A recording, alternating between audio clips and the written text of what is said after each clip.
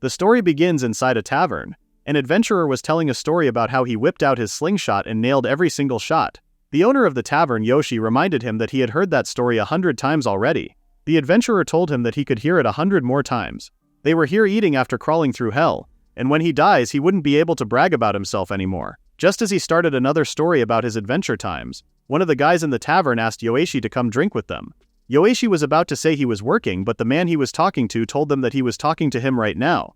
The atmosphere changed and they seemed to have beef with each other. Yoishi didn't want them to brawl inside the shop and tried to stop one of them from saying they should fight outside if they must, but the man hit his arm and he was thrown away. Hearing his scream, they told him that his hand barely touched him and it wasn't a big deal. However, his arm was literally broken just from that push. A mage woman appeared and told them not to be rough on him. When it comes to Yoishi, they had to treat him like a delicate young lady. She touched her magic stick on his arm and healed him immediately. She asked him to make tonight's dinner free as payment. The others told them that, unlike his father, Yoishi was weak, but his cooking skills were the real deal. Yoishi responded that he was not weak, they were just freakishly strong. He reminded them that he would ban them if they caused another scene. The day was over now, so he told them to put the chairs where they belonged. This tavern full of rowdy thugs originally belonged to his old man, though they were not related by blood. One day he suddenly arrived in this world, and he took care of him. He was strong, but his cooking was awful. Yoishi was weak, but he brought cooking knowledge from his original world. They were opposites, but he thought they ran the tavern pretty well.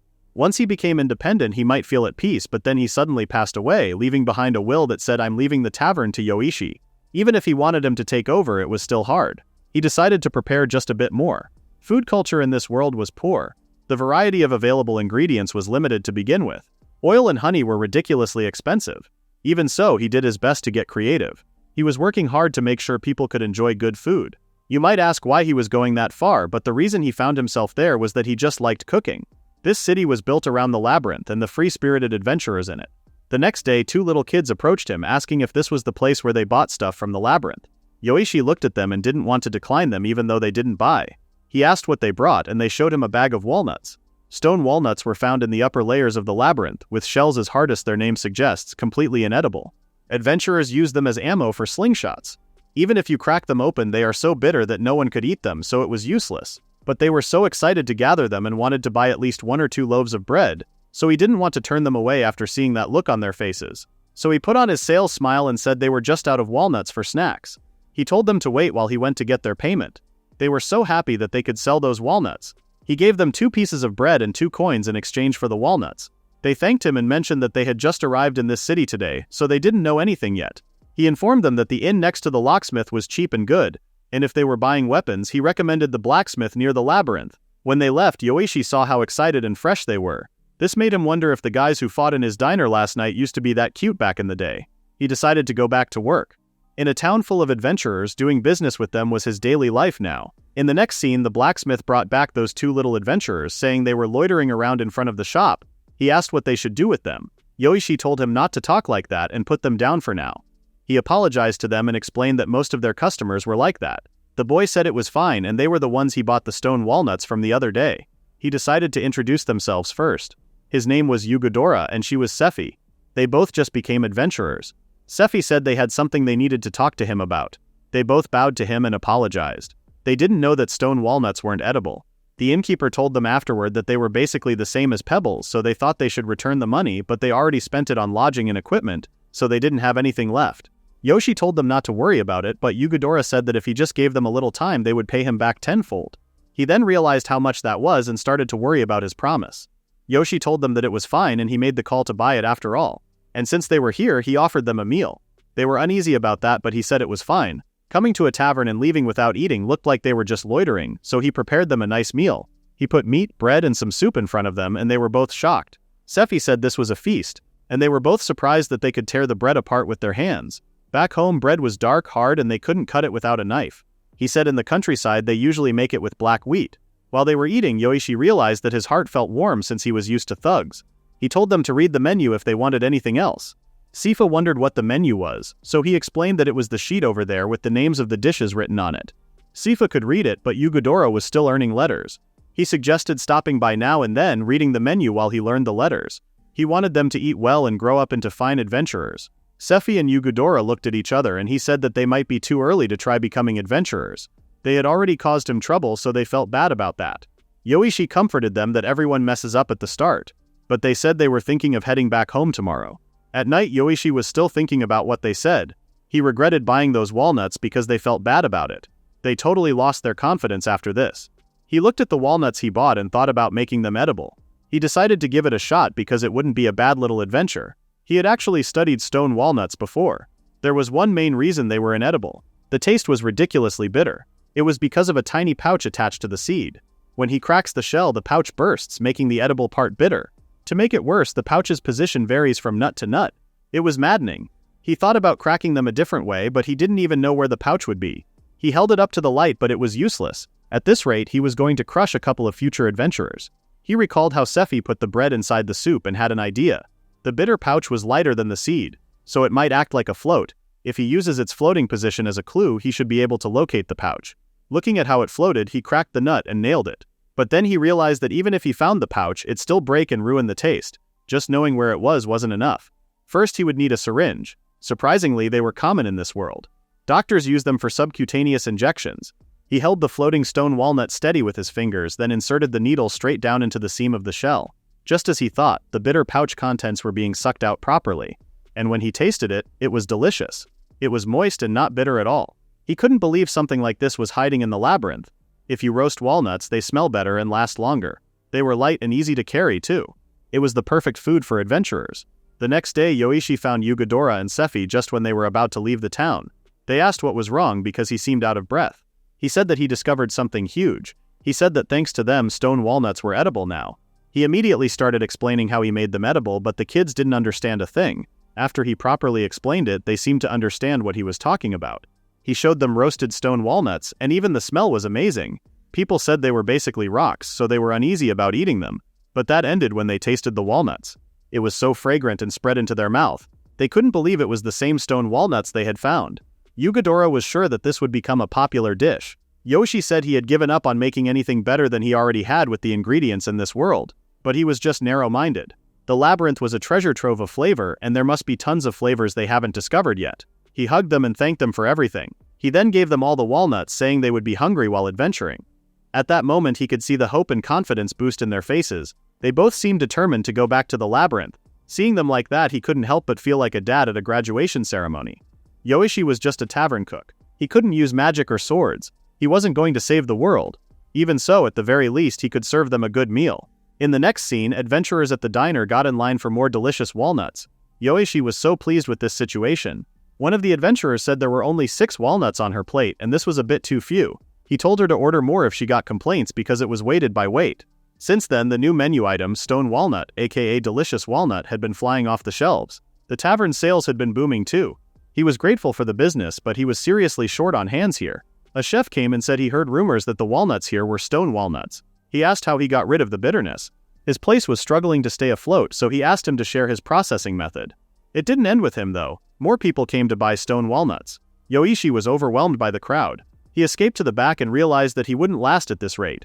Selling the processing method like that guy suggested might not be a bad idea. He would profit from selling the info, and avoiding grudges from weirdos would be nice too.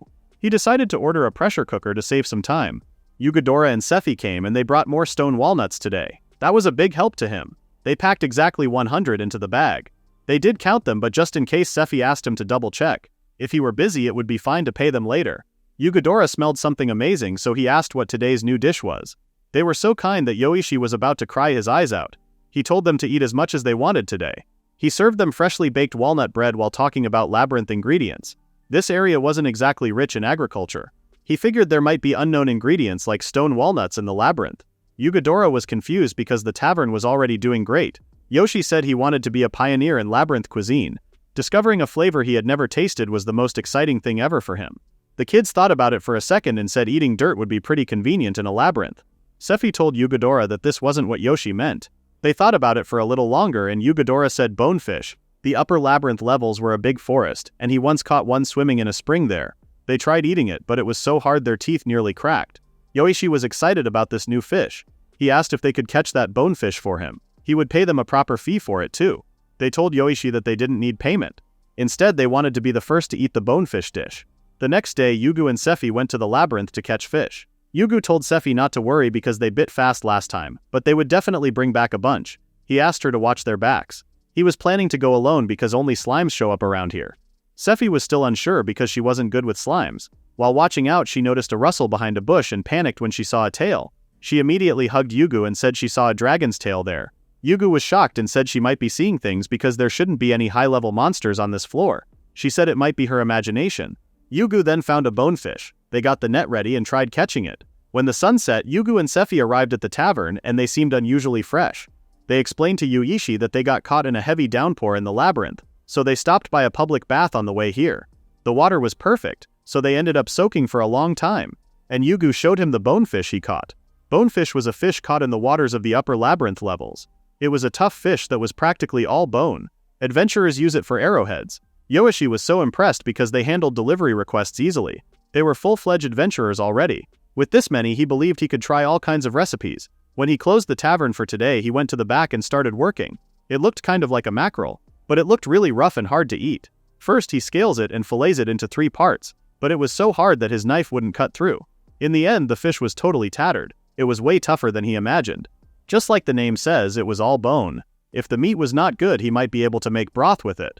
If he boils it in plain water, the meat might soften too. But that one failed too. He couldn't even get the broth out of it, and the meat just got tougher. He knew that it wasn't going to work that easily. While looking at the water he boiled, he noticed the fat on it. He was excited because it wasn't just bone now. There was still hope after all. There were still tons of ways he could try cooking this. So he asked the kids to bring him another batch. After that, over the course of several days, he tried every cooking method he could think of. He soaked it in salt to soften it like a pickle, tried drying it like a dried fish, and even used chitatop style. But all of them failed. The only thing that sort of worked was the bone cracker. But it wasn't how he wanted it. He freaked out because this was not the labyrinth cuisine he dreamed of. The pressure cooker arrived while he was working. The delivery guy said he loved fish and he was from a seaside town. Also, his boss asked him to come drink again when he had time. Yoishi asked him to tell him he would come by once work settles down. When the delivery guy left, Yoishi was uncomfortable that the rumor about bonefish was spreading. Having bone crackers as the only new dish would be a disaster after this. He had to avoid that outcome. Now that it was clear, he had to get cooking as soon as possible. If he cranked the pressure cooker up to 120 Celsius all at once, he thought it might work. But it didn't. They couldn't eat it raw, beaten, boiled, or grilled. All he got was a tiny bit of fat floating in the water, but simmering it did release some fat. It didn't get only when grilled. He wondered what that meant. It didn't dissolve in cold water or boiling water, but it only reacts to hot water. So it was a temperature thing. He decided to boil bonefish in plain water and observe. When the water was around 50 to 70 degrees, he could see the fat. It wasn't cold water and it wasn't boiling either. It only releases fat in a specific temperature range. In other words, bonefish were best cooked at a low temperature. If he could maintain that ideal temperature, he could make broth. It was a bit bitter, but with proper prep it would taste way better. He wondered about the meat and tasted it. He was about to cry after tasting it because the meat was tender. Bonefish wasn't the best ingredient out there, but he had pulled off the best possible cooking for it. In the next scene, Yoishi invited Yugu and Seffi to the place before he opened it. They weren't sure about just being there, but it was fine. Yoishi said they would be the first ones to try it. He presented the bonefish dish, and they were shocked by how tender it looked. It really looked like a normal fish. She asked if it was okay to eat it with their hands, and he told her to go ahead. When they tasted it, they both loved how it was. Yoishi was so excited about their reaction. The skin was crispy, and the meat fell apart. It gave Yoishi a hard time, but seeing those happy faces made it all worth it. This was his second labyrinth dish. He was counting on them for the third ingredient too. He was thinking of calling this dish the Yugu and Seffi fish set and putting it on the menu. Meanwhile, a girl without shoes was walking around the town at night and she smelled the fish coming from Yoishi's tavern. In the next scene, Yoishi was watching the girl with horns eating pretty fast. He reminded her not to rush while eating or she would choke. Yoishi was taken in by an old man long ago, and now, by some twist of fate, he had taken in a girl. He wasn't even sure if he should call her a girl because of how she looked. She was covered in wounds, but it was clear that she was a demi-human. There were goblins in the labyrinth, so this shouldn't be that strange. He asked her name and she said Yukano.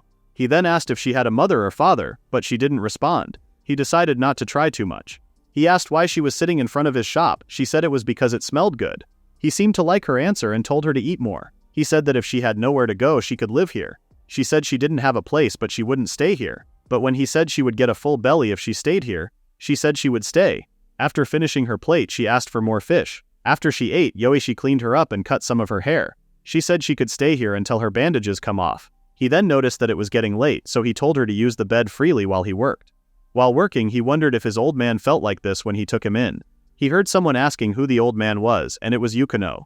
He was surprised to see her there. She asked what he was doing. He explained that he was prepping stone walnuts with the tool used to crack them open. She didn't seem like she knew what prepping meant, so he explained that it was cooking preparation.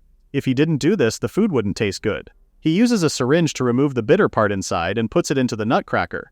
She seemed quite interested. While he continued working, he said that this preparation was really tough. It felt like the real battle started before they even opened. But Yukino seemed to understand how it was done and helped him. He was so happy that she wanted to help him. She then asked what he was doing, and he said knives were dangerous, so if she used one it would be bad. When they opened the shop, the adventurers were shocked to see a demi-human there. They had never seen one before, so they kept staring at her. Yoishi said she insisted on helping out at the shop. They offered her candy, pocket money, and whatever they wanted to give her because she was adorable. Those thugs sounded like some auntie from the family. One of the adventurers in there bet that Yoishi was already planning his next gimmick after the stone walnut bonefish dish and a demi-human waitress. Yoishi was glad he said that and introduced the next labyrinth dish, crap peaches. Yukino knew that if you eat them, you poop. Crap peaches are found in the upper levels of the labyrinth. They smell elegantly sweet but cause intense diarrhea when eaten. With healing magic they were edible, but the taste and aroma disappeared. He was planning to try a prototype tonight. He said he would find a way to make them edible sooner than expected. That sounded exciting. The adventurer asked Yukino to bring him another drink. Yoishi was going to do it for her, but he told her to let the rookie do it. That was how she learns. She told Yoishi that it was okay and that she could help. It was a bit hard for her to carry the drink, but she didn't spill anything and managed to bring it. The man was interested in her horns and tried pulling out. Yoishi panicked and told him to knock it off. He said that touching was not allowed. He gave him some water to sober up, but he refused to drink it and told him to drink alcohol. Yukino watched Yoishi being bullied by the adventurer and she decided to step in. She hit the adventurer so hard that he fainted. She then walked to Yoishi and cleaned the blood from his face. The other adventurers seemed a bit intimidated by her. After that, she turned to the adventurers and told them that doing dangerous things was bad. Yoishi realized that he had picked up one hell of a girl. At night he closed the shop. Yukino went to sleep and he was ready to work on his new menu item, crap peaches. He wrote down a bunch of cooking methods. If he went through them one by one of them was bound to work. The peach was so juicy and sweet smelling. It would be amazing if they could be eaten as is. He started cooking with low temperature cooking. After he cooked it, he tasted it.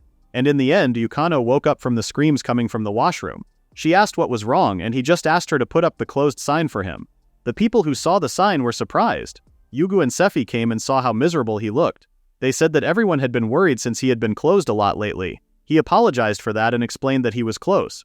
Crap peaches didn't have the diarrhea-inducing element in the skin or seed. If he studied that more, he might make the flesh edible too. Yukino came and asked for 2 bonefish. Yugu told Yoshi that he understood his pride as a chef, but knowing when to back off takes courage too.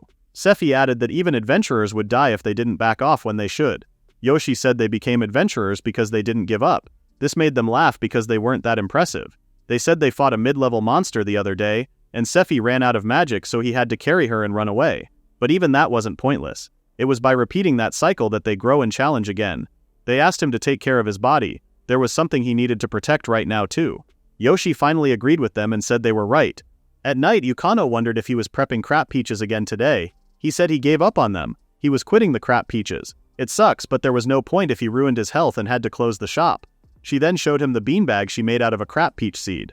This made him laugh so hard. She said she thought the seeds could be useful for something. Yoishi noticed that her tail was healing up pretty well and asked if she would like him to take the bandage off. He reached to take it off, but she didn't let him. Confused, he looked at her. She said that she could stay with him until she was healed. Yoishi couldn't believe she was worrying about that.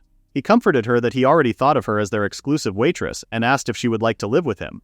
With that, they started living together. In the next scene, the adventurers asked for a big mug of adventurer's brew. Some of them seemed puzzled because they could not just say beer. The others explained that adventurer's brew was made from that rotten peach. Sadly, the flesh of the rotten peach couldn't be eaten, so he soaked the skin and seeds in booze and made a mixed liquor. Then he just called it peach liquor. Seeing the adventurers talk loudly, Yukino asked if they were fighting. They were intimidated by her, so they said they were all buddies here. Meanwhile, Yoshi was thinking about how he was planning to make peach salad or compote if they could eat the flesh. Even so, sometimes it was important to admit defeat too.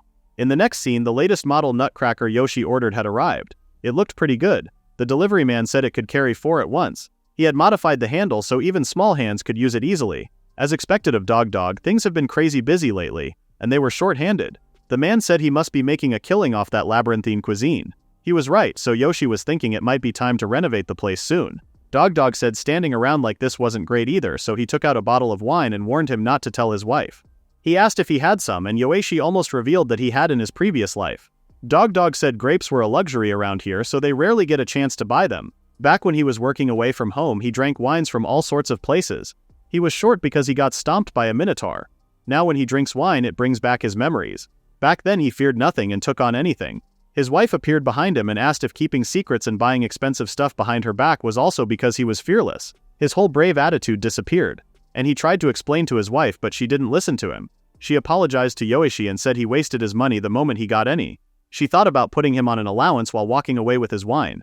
After she left, Dog was so sad that he begged Yoishi to make cheap and tasty wine. This was a man-to-man promise. In the next scene, Yugu and Sephi brought him some water grapes. He apologized for the short notice, as always. He said they would understand when they drink it while squishing the grapes. It was basically just water though. Grapes harvested from the upper levels of the labyrinth were as big as a fist, and adventurers used them for hydration. They hardly have any flavor. Still, there was a faint grape taste. If he boils it down, he might make the flavor stronger. Yugu told him that when heated it turns poisonous. It was cursed poison, so it was really hard to detoxify. He was right, around 40 Celsius it clearly changes color, so heating was out of the question. He needs another way to remove the moisture. He decided to sun-dry them. Using the sun's power, he dried the fruit. If it goes well, he might get rich. A few days passed and the grapes were moldy now. He didn't want to throw it out immediately because, like blue cheese, the mold might be doing something good.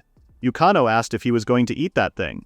He offered her some, but she immediately refused. When he ate one, he immediately asked for water. She brought him some ice water and informed him that this was the last of the ice. He was surprised because he hadn't used that much. When he checked the fridge, he saw that it was empty. There was frost inside. Water could evaporate at any temperature, even when it was frozen. That conversation gave him an idea. He said he was heading out really quickly and might not be back tonight. He warned him to brush her teeth before bed and in the morning and left the tavern. He went to the dog's shop and made a loud entrance. Dog was startled, so he scolded him for doing this at this late hour. Yoishi told him that he wanted him to make something. It was a freezing machine. Freeze drying was the same as vacuum freezing and drying technology. It was a method where you freeze the food, then remove the moisture in a vacuum. The lower the pressure, the easier it is for water to evaporate. This machine uses that principle to dry things while preserving quality through freezing. With this, the grapes wouldn't rot or grow mold. Dog was impressed. He thought of something like that. Yoishi believed that they could make cheap wine with this. It would need a few tweaks, but it was all for the sake of good wine, so Dog wanted to try it. He told his workers that they were finishing this job by morning and started working. In the morning, Yukano was brushing her teeth just as Yoishi asked her to do. When she heard a rustle coming outside the tavern, she grabbed a stick and went to check it. Thankfully, she noticed that it was Yoishi right before she hit him. She said she thought he was a thief. She asked if he made something again. He explained that if this works, the water grapes should be concentrated. Once he loads a water magic stone and activates it, the pump starts up and freezes it in a vacuum. After that, they just have to wait a few days and see. They hoped that it would turn out tasty. And 20 days later, Dog came to the tavern because the water grape wine was finally done.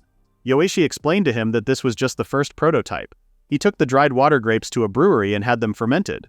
He wanted him to have the very first bottle. He waited patiently for his comments. Dog tasted the wine and immediately said it was delicious. He loved how rich and sweet the grape flavor and the subtle bitterness that came after were. This tasted better than most fancy wines out there, and if he aged it, it would get even better. He then tried the freeze-dried water grape and it wasn't bad as a snack either. And since they grow all over the dungeon, it was cheap to make too. There were still tons of dishes he wanted to make. With Dog around, it was like having 100 helpers. With Dog around, he didn't need any other blacksmiths. Seeing him like that, Dog said like father, like son. He then warned him not to barge in at midnight again. Yoishi promised to be careful next time and mentioned that he needed his knives sharpened and there was some new kitchen gear too. Dog told him to leave it to him, he would make whatever he needed. He really loved that grape wine. There were all kinds of monsters in the labyrinth. Some of them even looked just like animals at first glance. It was easy to tell that if it rapidly decomposes after dying, it was a monster. That's why you don't see monster corpses lying around in the labyrinth. Very rarely monsters with strong vitality leave behind a part of their body. These remains were used as materials for magic tools or weapons and were traded at high prices. Then there were the bosses of each level, who revived at regular intervals, no matter how many times they were defeated. Defeating these so-called gatekeepers also leaves behind remains. Things like swords, shields, and staves, apparently. So adventurers with valuable remains were those who had defeated the floor bosses, what you'd call mid-tier adventurers. It was seriously amazing how much they had grown, and Yoishi had mentioned that if they found any edible remains they could bring those too, but it turns out those kinds of things don't seem to exist. It was fine though, they were doing just fine as it was. And in the next scene, Yoishi finally renovated his tavern. He raised the ceiling and added a second floor. He bought the neighboring warehouse and doubled the space. So double the customers too. Yugu realized that he must have been making a lot of money. Yoishi said it was all thanks to them. He managed the construction costs by selling recipes for stone walnuts and bonefish. Even after sharing the processing methods, people could only drink dungeon liquor and wine here, so the customers kept coming. If anything, it added prestige to be known as the original labyrinth cuisine restaurant. Yukano informed Yoishi that she had finished cracking today's walnuts. Sephi admired Yukano for always helping out. She then noticed her cute little pouch. Yukano said Yoishi bought it for her. He said he happened to see it at the market. She also had a hairpin on her head that Yoishi bought for her. She said that he also got her a hat, clothes and shoes. Yukano looked good in everything, so he kept buying and buying. Sephi teased Yoishi, saying it would be fine since daddy was making lots of money. Yoishi panicked and told her that she just works here like a staff member. Sephi obviously didn't believe him and said anyone could see they were like father and daughter. Yoishi wanted to close this topic and said it was time to prepare for the opening. During the day, Yoishi was still thinking about that conversation. He believed that Yukano considered him the old guy she was living with. Sure, Yukano was hardworking, strong, cute, dependable, someone he was proud of, but just as a staff member, when she came to get another order, he convinced himself that she was an important part of this place as a staff member. After they closed dinner, he served her bonefish tanendon. It contained fish and bird eggs, so it was a strange bowl. If it were chicken and egg, it would be called oyakodon. It was a pretty cruel name, actually. It sounded tasty, so she wanted to eat it right away. He stopped her and asked her to say itadakimasu.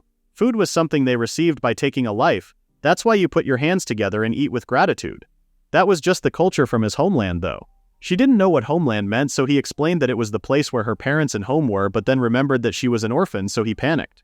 He was really scared to hurt her feelings by accident. He started saying random stuff like he couldn't go back to his place anymore. Suddenly, Yukano collapsed on the ground. Worried, he took her to the doctor, and the doctor said she was suffering from malnutrition. She should recover quickly with proper meals and rest. Yoishi was shocked because she was eating 3 full meals a day. Just earlier, she was about to eat the staff meal. Even so, the doctor couldn't find any other cause. At the very least, it wasn't a curse or anything like that. She just needed to get proper nutrition and rest. Yugu and Sephi came and asked if Yukano was getting better, but she was getting worse day by day. The doctor said it was malnutrition, but she still had an appetite. Just yesterday she had porridge, crab, peach juice and bonefish. He started to question himself for making her work too hard. Yugu told him that she would be fine if she were eating properly. Yukano called Yoishi to come. He panicked and immediately asked if she was hungry. She seemed shy about something, and she whispered to his ear that she wanted to eat monster meat. Yoishi was confused and asked if she didn't want pork or chicken. She explained that this wouldn't work and asked him not to ask her the reason. He asked if she had had it before. She explained that before she met him she used to eat it a lot in the labyrinth. She just chomped down on them while they were still alive. That was pretty wild for a cute girl like her. But regardless of the reason, if it would help her get better, he was okay with it. He promised to make the ultimate monster meat dish. He told her to rest up while he was working on it. After he left her room, he went to Yugu and asked him to go catch a monster. Something easy to cook if possible. Confused, they asked the reason and he said it was to heal Yukano. Yugu reminded Yoishi that monster meat disappears completely when they die. It was mist meat. He was right. Monsters from the labyrinth can't be used as cooking ingredients. Creatures like the bonefish that just live in the labyrinth were fine, but monsters that spawn in the labyrinth were a different story. They started rotting the moment they died. Even if he tried to cook it and butcher the meat, it rots and vanishes immediately. A phantom meat, like mist. That's why it was called mist meal. But that didn't cause him to lose hope at all. He was going to manage it no matter what. Yugu said he would just capture it alive and bring it back. He was counting on Yugu on this. He needed to come up with some kind of cooking method that wouldn't kill the monster, but he had no idea how he was supposed to cook mist meat. Meanwhile, Yukano was looking outside from her window. In the next scene, Yugu found a wild rabbit monster. Trying to catch it alive was harder than killing it, so they were trying their best, but they accidentally killed it in the heat of the moment. They decided to set the trap again and wait. They need to capture as many alive as possible before sunset for Yukano's sake. At night, Yoishi was trying to manage the tavern on his own because Yukano wasn't there to help him. He was in a tough situation because it was so crowded.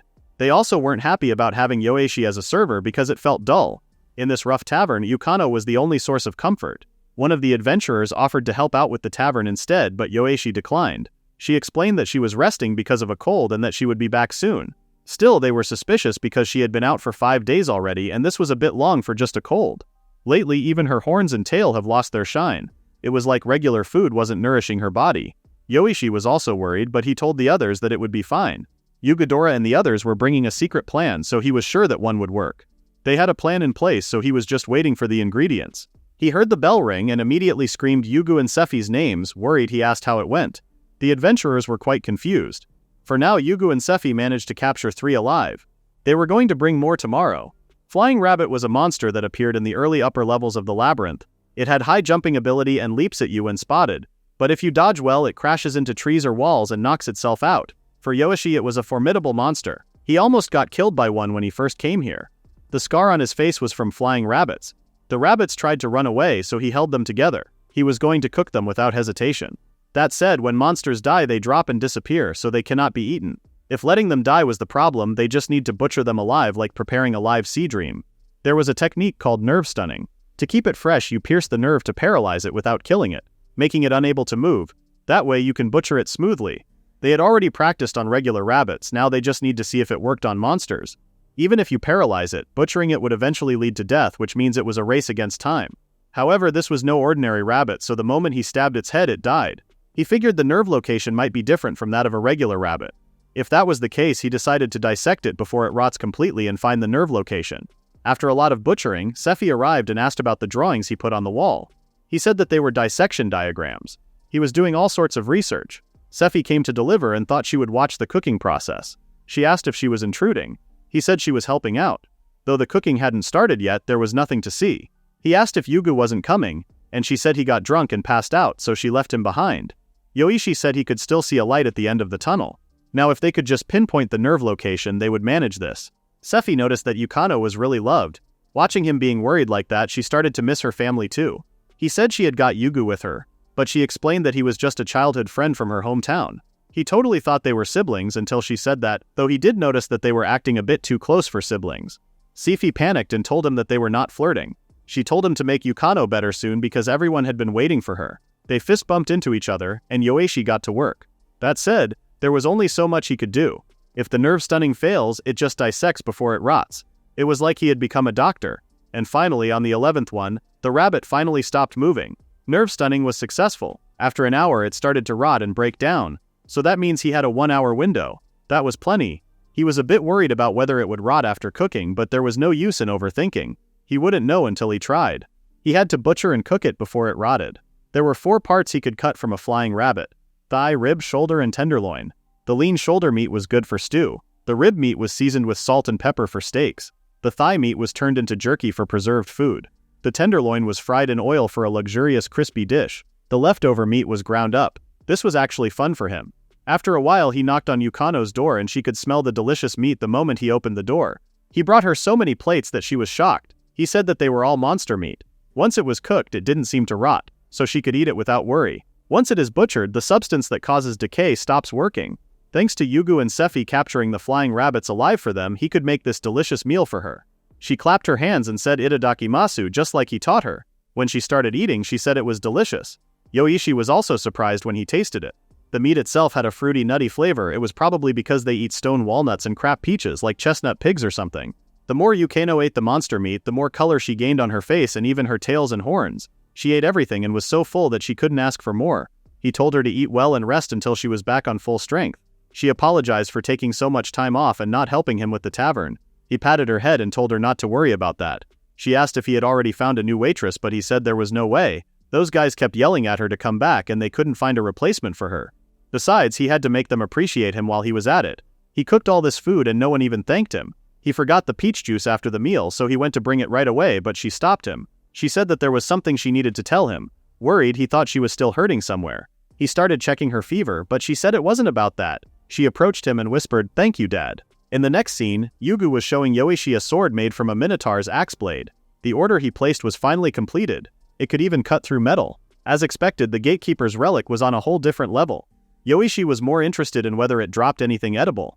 Yugu said there was nothing like that and they were absolutely sure. Not long ago, Yugadora and Sephi defeated the upper layer gatekeeper and stepped into the labyrinth mid-layer. Lately they had started to become somewhat well known. Sephi said she was sure the materials they could gather in the upper and mid layers were different.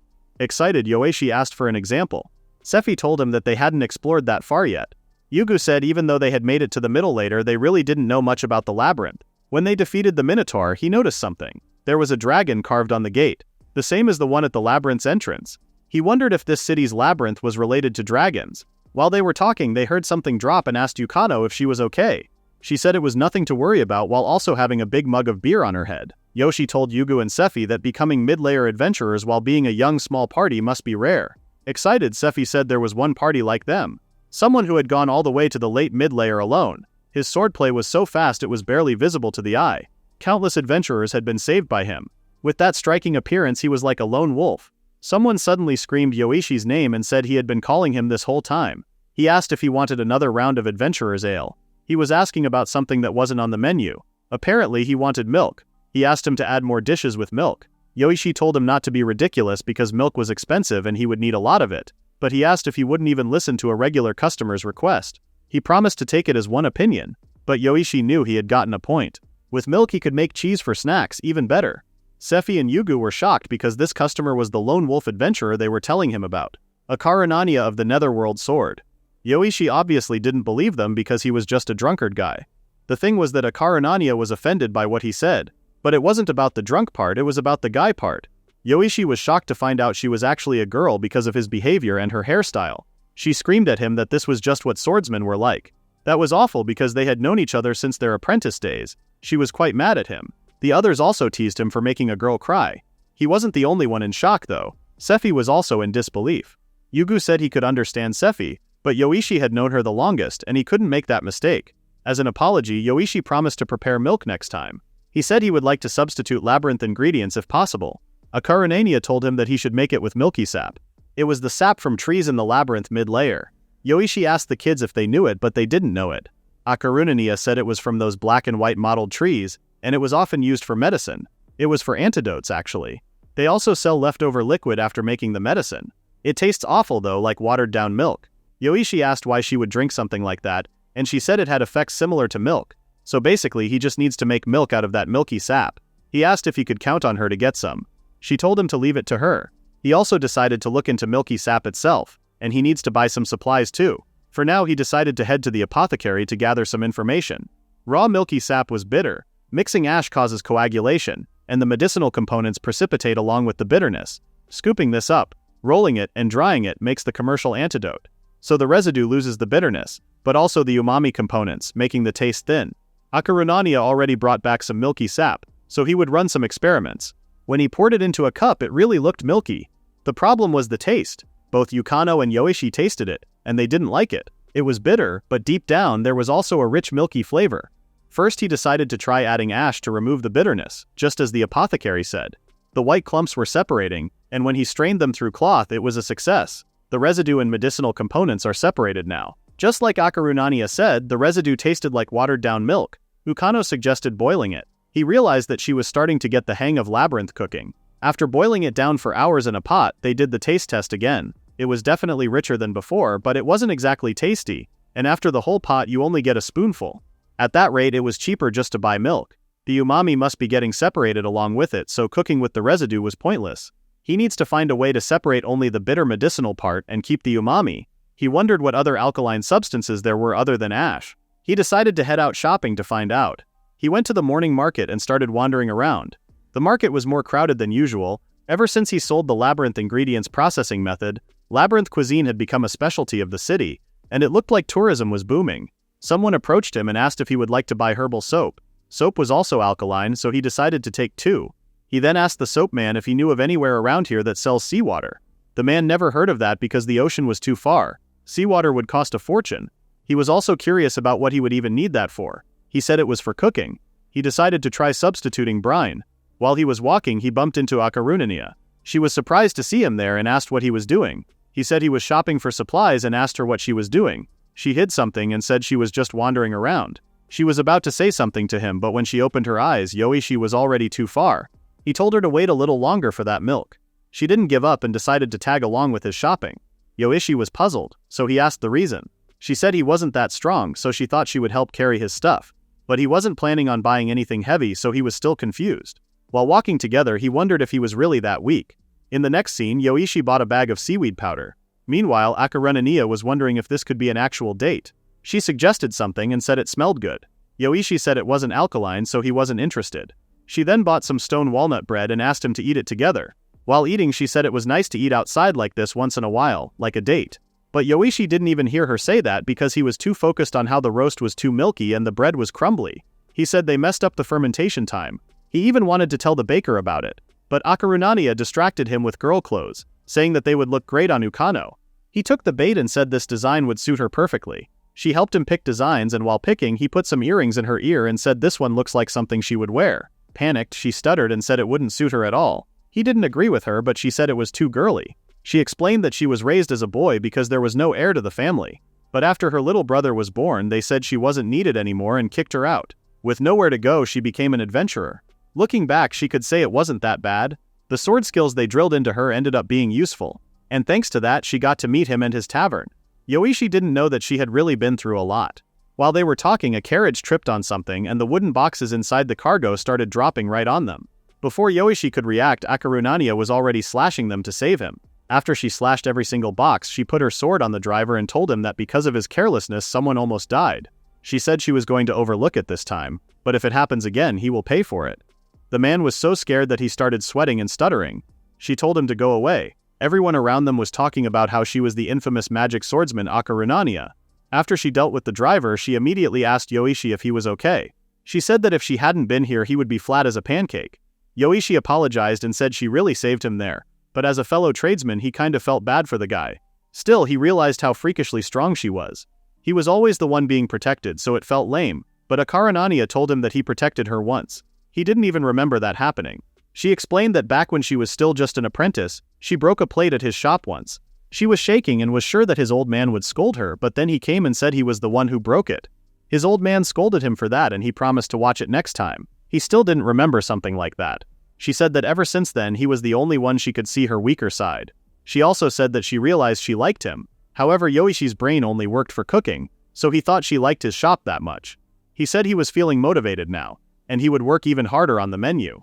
After that, he returned to the tavern and left her there before she could even explain that it wasn't like that. Back at the tavern, Ukano asked what all this was for. He said he prepared some alkaline materials like ash. Hopefully one of these could separate the bitterness from the milky sap. He started to mix powdered soap into the sap to separate it, but it tasted like laundry. Next there was salt water because he didn't have any seawater, but it didn't separate. Seawater was alkaline, so salt water wasn't quite the same. He tried ammonia after that. He got it from an alchemist after some negotiation, but before he could finish it, Ukano told him to stop because it stinks. The last one was seaweed. He prayed that this one would work. The leftover liquid turned milky white instead of clear, which means the flavor compounds must still be in there. And when they tasted it, it was just like rich, creamy milk. He was sure that this would taste amazing, warm too. With this, he could make the ultimate milk dish. First, he made the butter. He put it in the freezer, took it out before it froze, then shake it. After chilling it again, he shook it more. He repeated the process a few times more. Once he strained it through a cloth, he got a lump of butter. The next one was fresh cream. He boiled the milk to sterilize it, then whipped it up. He should have asked Dog to make him an automatic whisker, but this was really hard. Once he mixed everything together with flour, the white sauce was completed. Just making the sauce was already tough work. No wonder royal chefs had an entire department just for sauces. Ukano was worried about his arm, but there was just one more push and he was done. Someone out there was waiting for his cooking after all. When Ukano went to open the shop, she saw Akarunania standing there. She said she was just passing by. She was a bit early, but Ukano invited her in. Yoishi was happy to see her, and he said he just finished cooking and it turned out great. He prepared golden toast, butter from the milky sap, and milky sap white stew with hot milky from the milky sap. She was shocked that all of these were made from that milky sap. He said he practically sacrificed his right arm to make it. When Akarunania tasted it, her expression was enough to know that it was good. She said that the toast was crispy, and there was so much butter on it. And he added just the right touch of sweetness to the hot milk. When she finished everything, he said that he couldn't help but go all out when she said she liked this place. She didn't mean that kind of like, but she didn't correct him and said she really liked this tavern. Seeing her face getting red and her eyes tearing up, he asked if she was crying. She started sobbing because he made all of this for her. When Ukano went outside, she saw two adventurers waiting. They asked if they got a table for two. She told them to give them a moment first. They peeked from the door and saw Yoshi trying to stop Akarunania from crying. In the next scene, Sephi was back in her homeland and her mother told her to take a little break from gathering fruits. When she opened her eyes, she realized that it was just a dream. That day they went to the tavern and Yugu was talking about how a scorpion leapt right at them. He said that its claws were insane, bigger and sharper than anything he had ever seen. Meanwhile, Yugu was wondering if it was edible. While he was telling that Sephi used her ice magic, he glanced at Sephi, but she seemed off. He called her name and she said, "What?" He asked her to tell them about that epic battle, but she didn't seem like talking today. Yoishi whispered to Yugu, asking what was up with her. It was rare to see her looking so down. Yugu said she had been like this a lot lately. Yoishi immediately assumed it was lovesickness, but Yugu told him that it was not. He knew that it was homesickness. Before Sephi left home, her older brother got married and had a child. After that, she left their hometown with him. She gets along well with her brother and his wife, but she still feels a bit uncomfortable there. But recently she got a letter from her sister-in-law, and he thought it made her homesick. She had been like that ever since. Yoishi asked if he didn't take her back for a visit. Yugu suggested that, but she said she wasn't a child anymore and that she was fine. He then asked if she would like to reply to the letter, and she said she would do it next time. He assumed she was just putting on a brave face. His family wasn't that close, so he didn't really feel the need to go back himself. Yukano asked Yugu if he would like another round of Adventurer's Ale, and he said yes. Yukano asked Sephi if she wanted a refill on her hot milk and immediately noticed that she didn't look well. Sephi said she was okay, and she just got a little nostalgic. Yukano asked if feeling nostalgic made her feel bad. Sephi thought about how to put it up and asked if she ever wished she could eat her dad's cooking again. She said she really wanted to eat teninden again. Sephi stated that it would be sad if she couldn't eat it anymore. When the food she remembered only existed in her heart, that was kind of what nostalgia felt like. Watching their conversation, Yoishi realized that this was a serious case. Still, he knew exactly how that felt. When he first came here, he missed white rice and miso soup so badly. He could never taste his hometown's food again, but Sephi still can. Later, he told Yugu that he wanted to give Sephi a taste of home and asked some questions about that. The staple foods were bread, potatoes, and pickled vegetables. That was pretty standard fare in this world.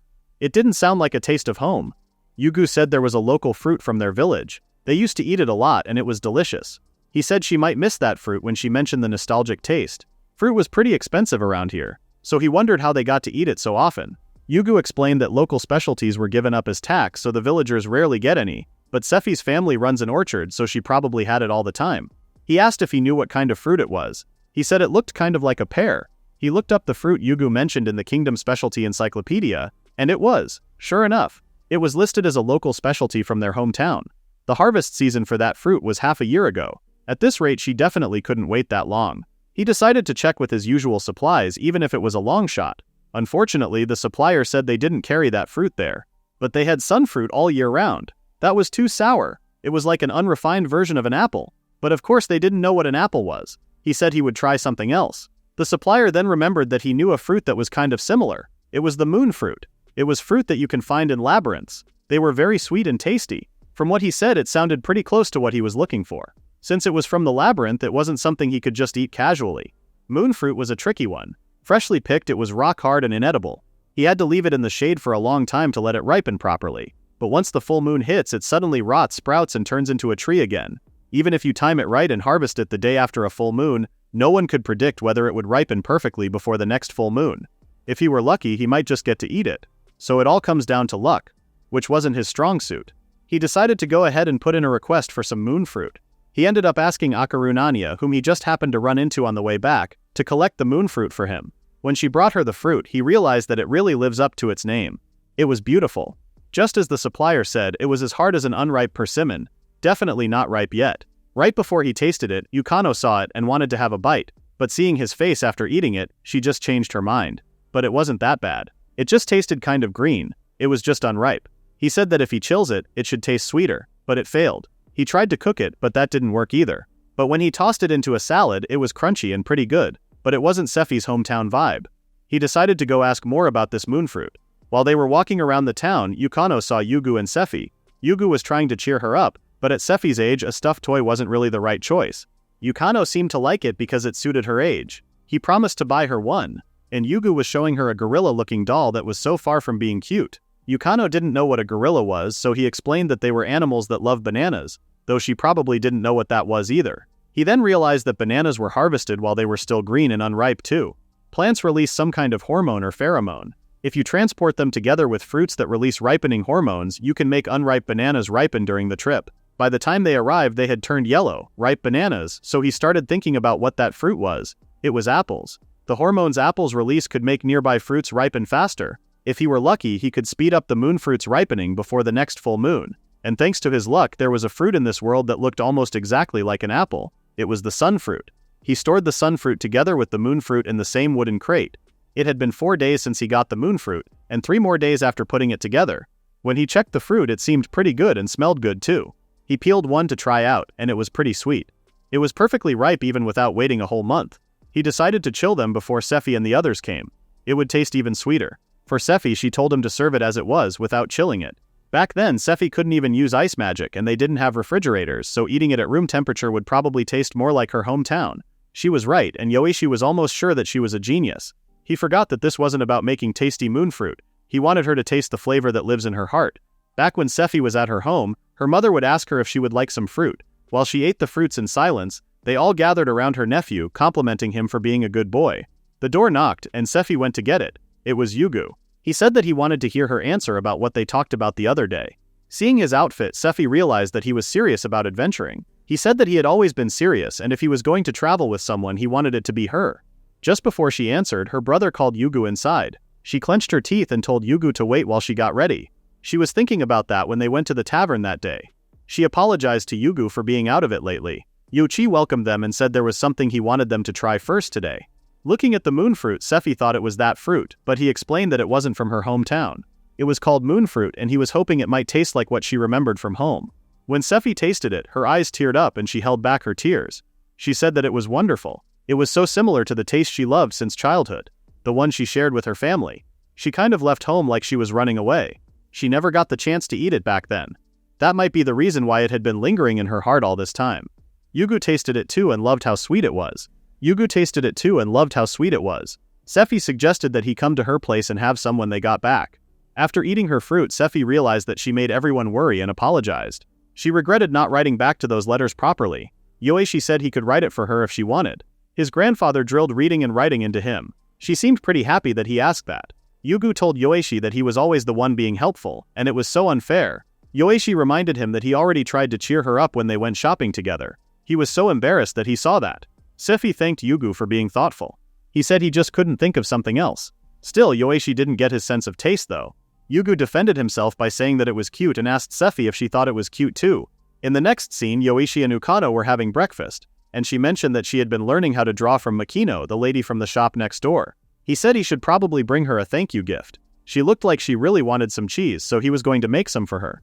Thanks to that milky tree sap, even expensive dairy products could be made cheaply now. No wonder everyone wanted some. Ever since they started being able to make dairy products, the tavern's menu has grown a lot. Chewy cheese pizza, cream stew, and rich carbonara. They go perfectly with meat and drinks, so they were really popular. Still, he thought it was about time they added some fresh veggies to the mix.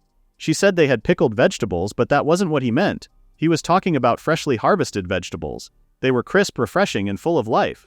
But freshly harvested ones were kind of impossible. Because of the labyrinth beneath this town, the soil was poor and crops didn't grow properly. That's why fresh vegetables were flown in from over the mountains by wyvern delivery. Of course, they were insanely expensive. Ordinary folks couldn't afford them. Around here, the only vegetables they could find were hardy tubers or pickled ones. If they could get something like tomatoes, their menu could really expand. She asked what a tomato was, and he explained that it was a red, round kind of vegetable. It's got a refreshing tanginess, really tasty. You could pair it with cheese to make a caprese salad, and even pizza would taste way better with it. He decided to take this drawing of a tomato he made and asked the guild to start a gathering request. She asked if he really thought they would even know what it was from this drawing. She decided to draw it for him if he could tell her what it looked like. Her drawing was way more professional than his, so he was shocked. She told him to be an artist someday. There were fruits in this world that resembled apples and pears, so he believed that there had to be tomatoes somewhere in this world too. When he brought that drawing to the guild, the receptionist was shocked that he wanted a gathering request for vegetables. When they left, the guildmaster came and asked what was wrong. She said they received an unusual request and showed him the drawing Yoishi gave her. After they made the request, Yoishi and Ukano started walking to the tavern and saw a lot of wyvern flying all over the place. Ukano noticed a house and asked what that place was. He said that it was the wyvern landing site. It was where they deliver and receive packages from distant towns. The worker there saw Yoishi and asked what he brought here. He also heard about the labyrinth cuisine being so popular even in the neighboring town right now. Just yesterday he delivered a whole wooden crate of it. Thanks to that he had been getting more work. He even bought his girlfriend a nice necklace. Yoishi couldn't really focus because his wyvern was a bit too close. The wyvern then smelled Ukano and somehow panicked. The owner wondered what was wrong all of a sudden because he had never been scared like this before. Yoishi thought he startled him a bit. Ukano decided to approach it slowly and it seemed to like her after he confirmed that she was friendly. His owner said it took him quite a while to get him this tame. Yoshi said Yukano was just too cute, so even across species everyone could recognize her cuteness.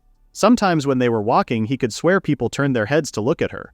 The worker asked what brought him here today, since he couldn't stop complimenting her on how cute Yukano was. He said he wanted to ask him something and showed him the drawing, asking if he had ever seen a vegetable that looked like this. He had already put in a request with the guild, but he figured he would ask around too. The worker asked if this was a crimson melon. He delivered some bottled ones to the capital not long ago. Excited, Yoishi asked where he could get some. From here it was quite a distance. He had heard they grow in dragon nests up in the northern mountains. He still wanted him to bring it to his place. He said that if it were the bottled kind he could get it quickly, but it was pricey. But Yoishi said he wanted fresh crimson melon.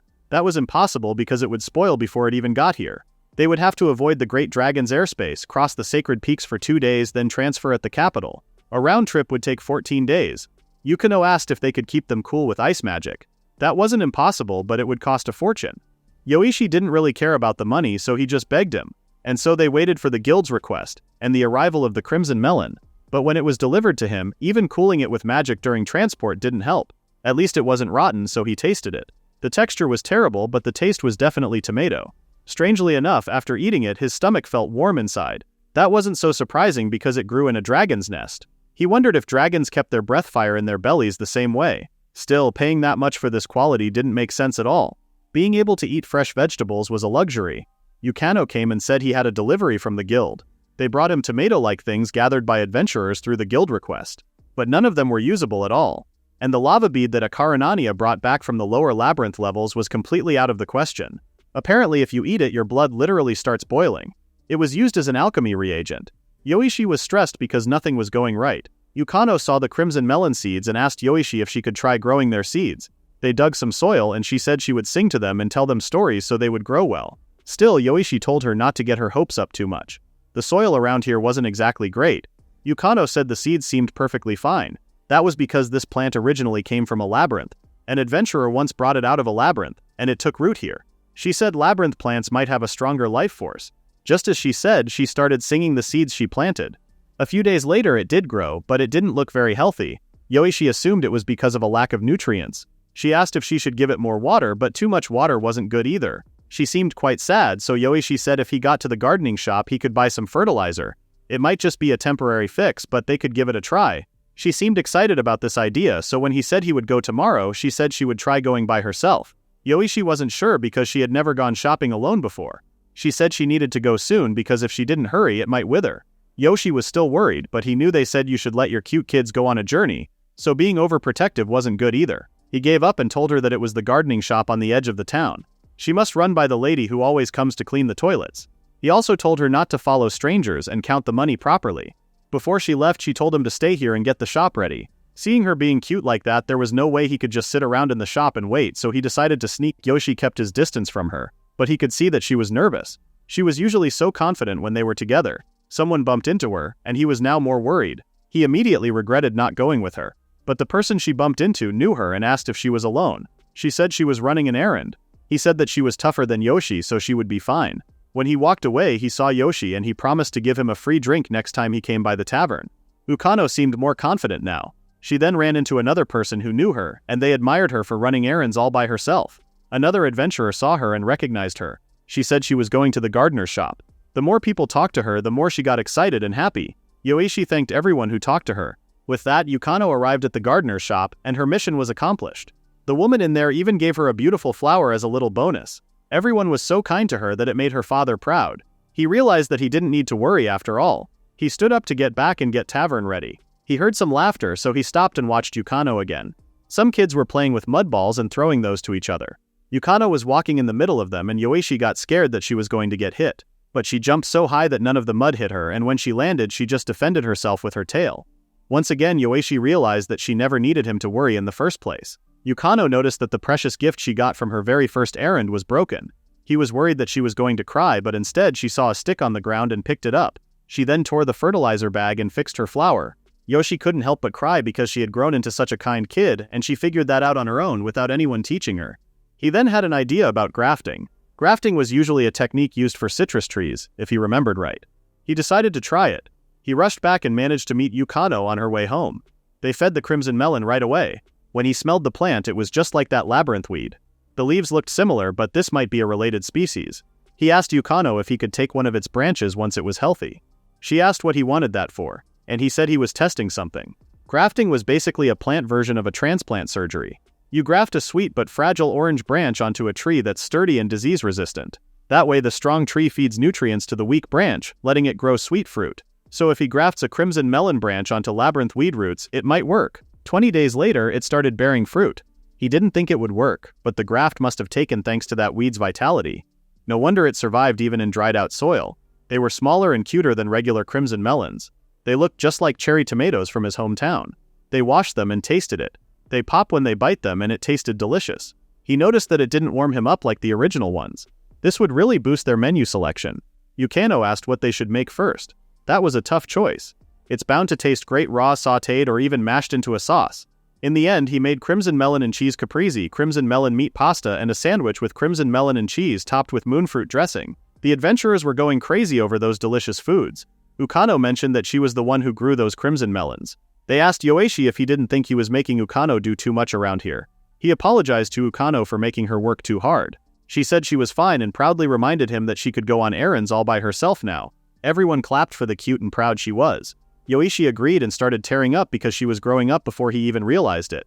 The adventurers told him that if he was tearing up over stuff like that, he would never make it as a dad. When his daughter brought home some guy, the fool was a total idiot, so he got so angry and he was still angry. Yoishi reminded Okano to be careful when she picks a guy someday. In the next scene, the town had gotten more colorful. Because they shared how to grow crimson melon, home gardening became a trend. They could eat them at home or sell them. Easy supply like that was a big help for them too. The place was kind of getting famous now. Lately they had been getting some important people coming in, and one day the guildmaster himself came. The adventurers who saw him were shocked and curious as to why he would bother coming to a casual joint like this. Yoishi asked him to choose anything he liked from their menu. The guildmaster was impressed by the variety of the menu because even first-class restaurants in the capital didn't have this much. He noticed the nice illustrations. Yoishi explained that his daughter drew those. He noticed Yukano standing there and asked if his daughter had horns. He didn't insist on the questions and kept looking at the menu. He noticed there were no crabs on the menu.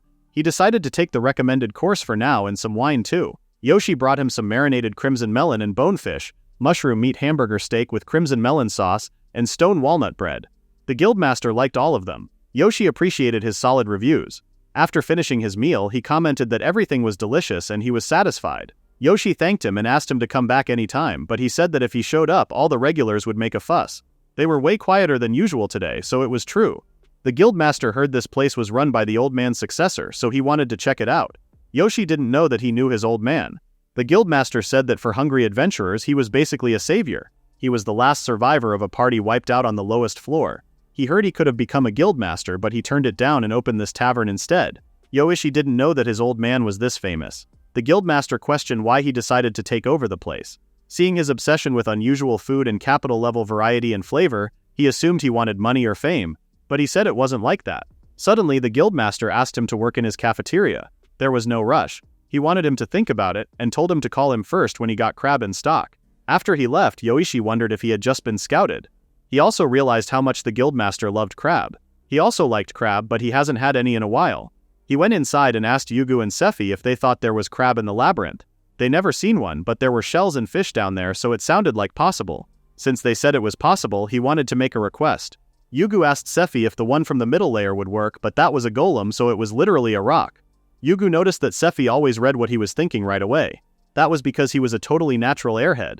He asked if she could tell what he was thinking right now. She said that he was thinking about eating more stone walnut bread. But he was actually thinking about how cute Sephi looked when she eats delicious food. This made her face turn red and she started scolding him.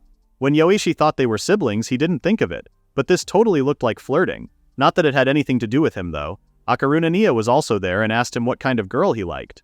He hasn't really thought about it, so he said he might like someone who looks like they enjoy their food. Right after he said that, Akaruna Nia started complimenting how delicious the food she was eating right now was. But Yoishi just thought of this as a food review and said he put a lot of care into the sauce. She then asked what he was thinking about strong women. He seemed bummed that they stopped talking about cooking. Yugu and Sephi noticed their conversation and said they were flirting like crazy. A few days passed and Yugu brought Yoishi some crabs he requested. It was a mud crab, actually. He was thankful that it wasn't a golem. He remembered that those things thrash around right before dying and the meat turns bad. He decided to boil it and taste it. It ended up being watery and tasted weird. It was hard even for Yugu and the gang to take them down without letting them thrash. Mud crabs lived in the mid-levels of the labyrinth. They thrash around when they are dying, and even after death they are also called immortal crabs. A troublesome crab that gets gross from the stress of being near death. There was a record of a swordsman using a cursed blade to kill a mud crab instantly, and it tasted great. You would have to hit them with a blow so strong that they don't even get a chance to struggle when dying. If even Yugu and the others can't manage that, there was no way Yoishi could. He decided to ask them to bring it in alive next time. After a few days they brought some live crabs this time. Ukano found them cute, but he told her not to get attached too much because they still had to take it down. He thought about not killing them and just ripping off 2 or 3 legs, but it was scary and spiky. Ukano said she would do it, but the moment she touched the crab they started running away and died instantly. He thought about sleeping meds, but the meds reacted with the crab's components and turned it into a different kind of gross. He tried nerve killing too, but it thrashed hard before dying. Purging the mud removed the muddied smell, but his stress flavor from dying was still there. He was so annoyed that he freaked out about what to do with them. Ukano had an idea and wanted to try it. She said she was going to chop it into tiny bits in an instant. Yoishi didn't think she could do it because she didn't even have a magic sword, but the moment she grabbed that knife she started slashing those crabs so fast that it was hard to watch. But then she noticed the carbs moving on the floor and got scared. The knife she was holding dropped, but thankfully it didn't hurt anyone. Yoishi was a bit upset because it was the knife he inherited from his old man. It was an important knife. Ukano seemed really sorry. When Yoishi reached his hand to her, she thought he was going to hit her, so she put her hand on her head, but he just wanted to pat her. He reminded her that knives were dangerous and she shouldn't just grab them. And this was his grandfather's precious keepsake. If she could take care of it too, that would make him really happy. She was genuinely sorry about her mistake, so he comforted her that Dog could fix it, so it was fine. He then asked if she would want her to teach her how to use a knife. She said no and ran away while apologizing. Yoishi once again realized how hard raising a kid was. He decided to clean up first. In the end, making mud crabs die instantly was impossible, but he found an easy method called the boiled frog method. If you toss a frog into boiling water, it panics and jumps out. But if you slowly raise the temperature from normal, you won't notice the danger and end up boiling. He let the purged mud crab burrow into wet sand so it calms down, then slowly heats it. And with that he prepared 3 delicious dishes for the guildmaster. The guildmaster was shocked by how delicious it tasted and asked if he shipped them from the capital. When he said he figured out how to eat mud crabs. Shocked, he asked if Yoishi used that cursed sword. He said he just boiled with his own technique. Guildmaster admitted that he never thought someone could cook labyrinth ingredients this well. He said that he was a pro at turning inedible stuff into something good. While drinking his drink he asked if he thought about that thing they discussed. Yoishi had to decline his offer. Yoishi mentioned that when he asked him why he was running this tavern, he said that he just wanted these people to eat good food and that was all. He wanted people to know food could be delicious and fun. He mentioned that there was a lot of stuff like his knife getting chipped and all. The guildmaster said the hardware shop guy says he has been focused on blacksmithing forever. He was basically just like his grandfather, a total craftsman type. Yoishi was shocked because he told him that he was an adventurer. The guildmaster said that if he got more crab he would come eat again. After he closed the shop today he was pretty tired. Ukano came and called for him. He asked what was up. She still wanted him to teach her how to use a knife. Yoishi realized that today wasn't over yet. They went back to the kitchen, and she started listening to her father talk about how to hold the knife.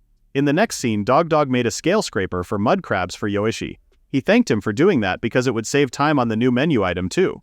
Dog mentioned that he needed some tastier alcohol, but this reminded him of what the guildmaster said, and he asked if he wasn't an adventurer. Dog panicked and told his workers to go back to work. He went back to the tavern after humiliating Dog in front of his workers. Since labyrinth ingredients were becoming more abundant, he decided to make a slightly more elaborate dish now. Using crimson melon puree as a base, the main component was a seafood-style mix of crab meat and bonefish. For an accent, he was going to add phantom meat bacon, topped with croutons sautéed in dungeon butter and powdered cheese, and finally adding some flavor with crushed stone walnuts, he made a crab meat cocktail salad. The girls loved how it tasted. It had so many different flavors, yet they were all so well balanced. More than anything, they looked pretty cute in that martini glass. It was like an appetizer from a high-end restaurant, so Yoishi was quite proud of himself. The others noticed that Yoishi was getting flattered and grinning from ear to ear. Some of the adventurers started to realize that the beer was underwhelming. They said that the adventurer's sake and wine pair well with the other dishes, but the beer was just ordinary. They wondered about the reason for that. That actually made sense. He was just serving the beer of this world as it was. Here it was just simply fermented barley, so it felt like something was missing. He once consulted Alcor, who he asked to brew water grapes, to see if there was at least some better barley, but apparently such a thing didn't exist in the labyrinth, so he had no choice but to use the barley from the market. Beer from his original world is made from water, barley and hops, But since there was no bitterness from hops, it lacked that refreshing feeling. So basically, as long as he had hops, it would be fine. The moment he glanced at Yugu, Yugu said it would be fine. He was puzzled because he hadn't even said anything yet. But Yugu figured he was looking for labyrinth ingredients. He could tell by his eyes. Yoishi drew a hop and asked him to look for something bitter with that kind of shape. He apologized for it because every time he put a request in with the guild, only weird things showed up. Yugu said he liked searching for things. He used to do treasure hunting and stuff like that a lot in the past. That sounded fun. In his small hometown village, Sephi found a treasure map. They were so excited they brought their lunchboxes and went exploring. Then when they dug under the tree marked with an X, beautiful glass beads came out.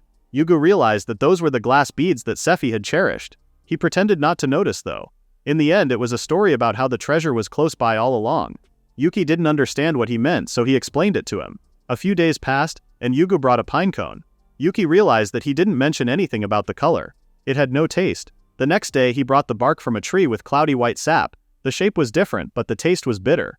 It was still worth a try. He boiled it down and mixed it with the beer. The results were bad. It tasted like wood chips were mixed in. As usual, things don't go that smoothly. Since experts know best, he decided to go talk to the brewer. He said he was thinking of making beer using labyrinth ingredients. He was already brewing water grapes for him, so he asked him to handle the beer as well. The man was so happy because he had been helping him earn a good living. But the problem was that Yoishi hadn't found the right ingredients yet. He said he was looking for something with a bitter taste. The brewer was confused and asked what purpose he had. He said it tasted better that way. He responded to Yoishi that adding bitterness on purpose was a strange thing to do. Now that he thought about it, he never questioned why they started mixing hops into barley in his original world. He didn't think it was for adding bitterness in the first place, so he asked how the beer developed here. To put it simply, he explained that it was an effective way to use up surplus barley. Barley usually stays for about 5 months. But if they process the surplus from a harvest year into beer, it could last for 7 months. Yoishi was pretty sure beer was originally a way to preserve food. And then, if they mixed in hops, the antibacterial effects increase its shelf life. For now, he decided to focus on improving the preservation of the beer. Once they found the ingredients, he would leave the brewing to him. Speaking of preserved food, it was usually pickled in salt or vinegar, so he decided to make salt beer and vinegar beer. But it tasted awful. Ukano was carrying something, so he asked what it was. She brought a few things from the warehouse. They put some moonfruit juice, but it was not good either. He looked at the things she brought and saw a stone walnut.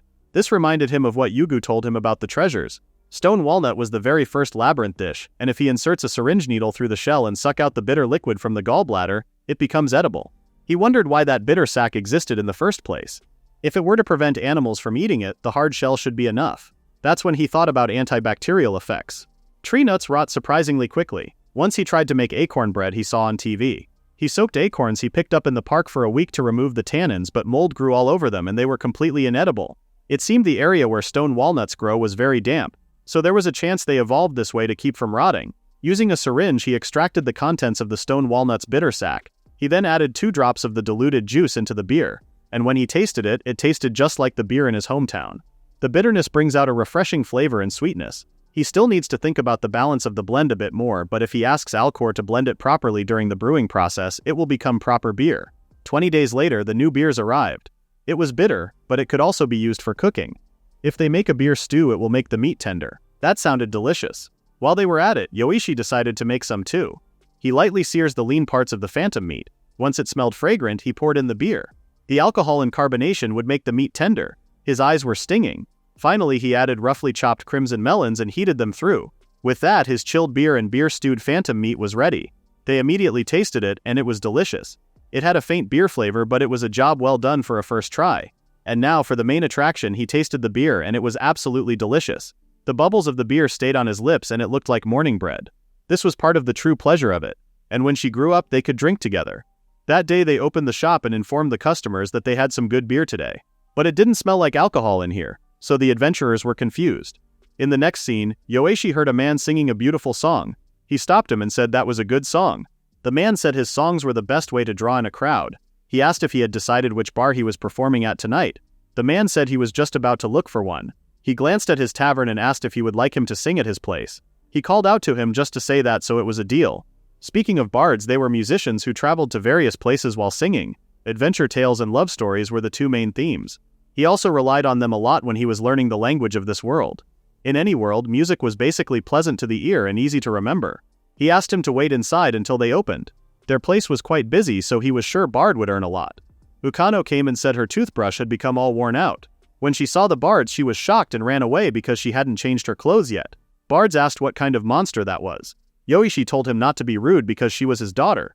That day the man sang a lot of beautiful songs and captured everyone in the tavern. Some even wondered if he would come if they had invited him tonight. When his song was over, he asked the customers what he should sing next. Yoishi noticed that he was really raking it in. After the night ended, the man said he had earned quite a lot and commented that this was a great bar. Yoishi said it was because he had a great voice. As a thanks, he told him to eat whatever he liked. He said he wouldn't hold back. When he drank his first beer there, he was shocked. And when he tried the food, he realized that everything in this place was delicious. This gourmet food, the passion of customers, made him realize that it was just like the rumors he had heard about Yoishi's bar. Yoishi revealed that he was actually Yoishi. He didn't know that at all. He said that he could turn anything, no matter what it was, into a delicious dish as if by magic. Yoishi tried to act humble, but he said that if it were labyrinth ingredients it might be true. Suddenly the man took out something or acted like he took out something, because what he was holding was invisible. Puzzled, Yoishi asked what that was. He explained that it was transparent vegetables. Someone sold it to him saying it was from this town's labyrinth.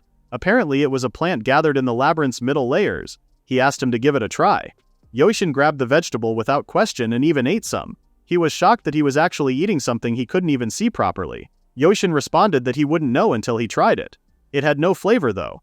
The barber said if it was that rumored Yoshi's bar, he was sure he could turn it into an incredibly delicious dish. He said he was exaggerating, but the barber said everyone in town was saying this. They said that Yoshi's bar was the best place to eat. After getting all those compliments, there was no way he could decline something like that, so he said he would make something delicious with it. In return, he was going to sing in his restaurant for a few days.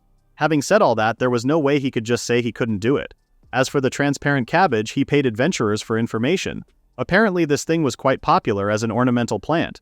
If you soak the core in vinegar, it turns a vivid color, and if you soak it in lye, it becomes transparent again.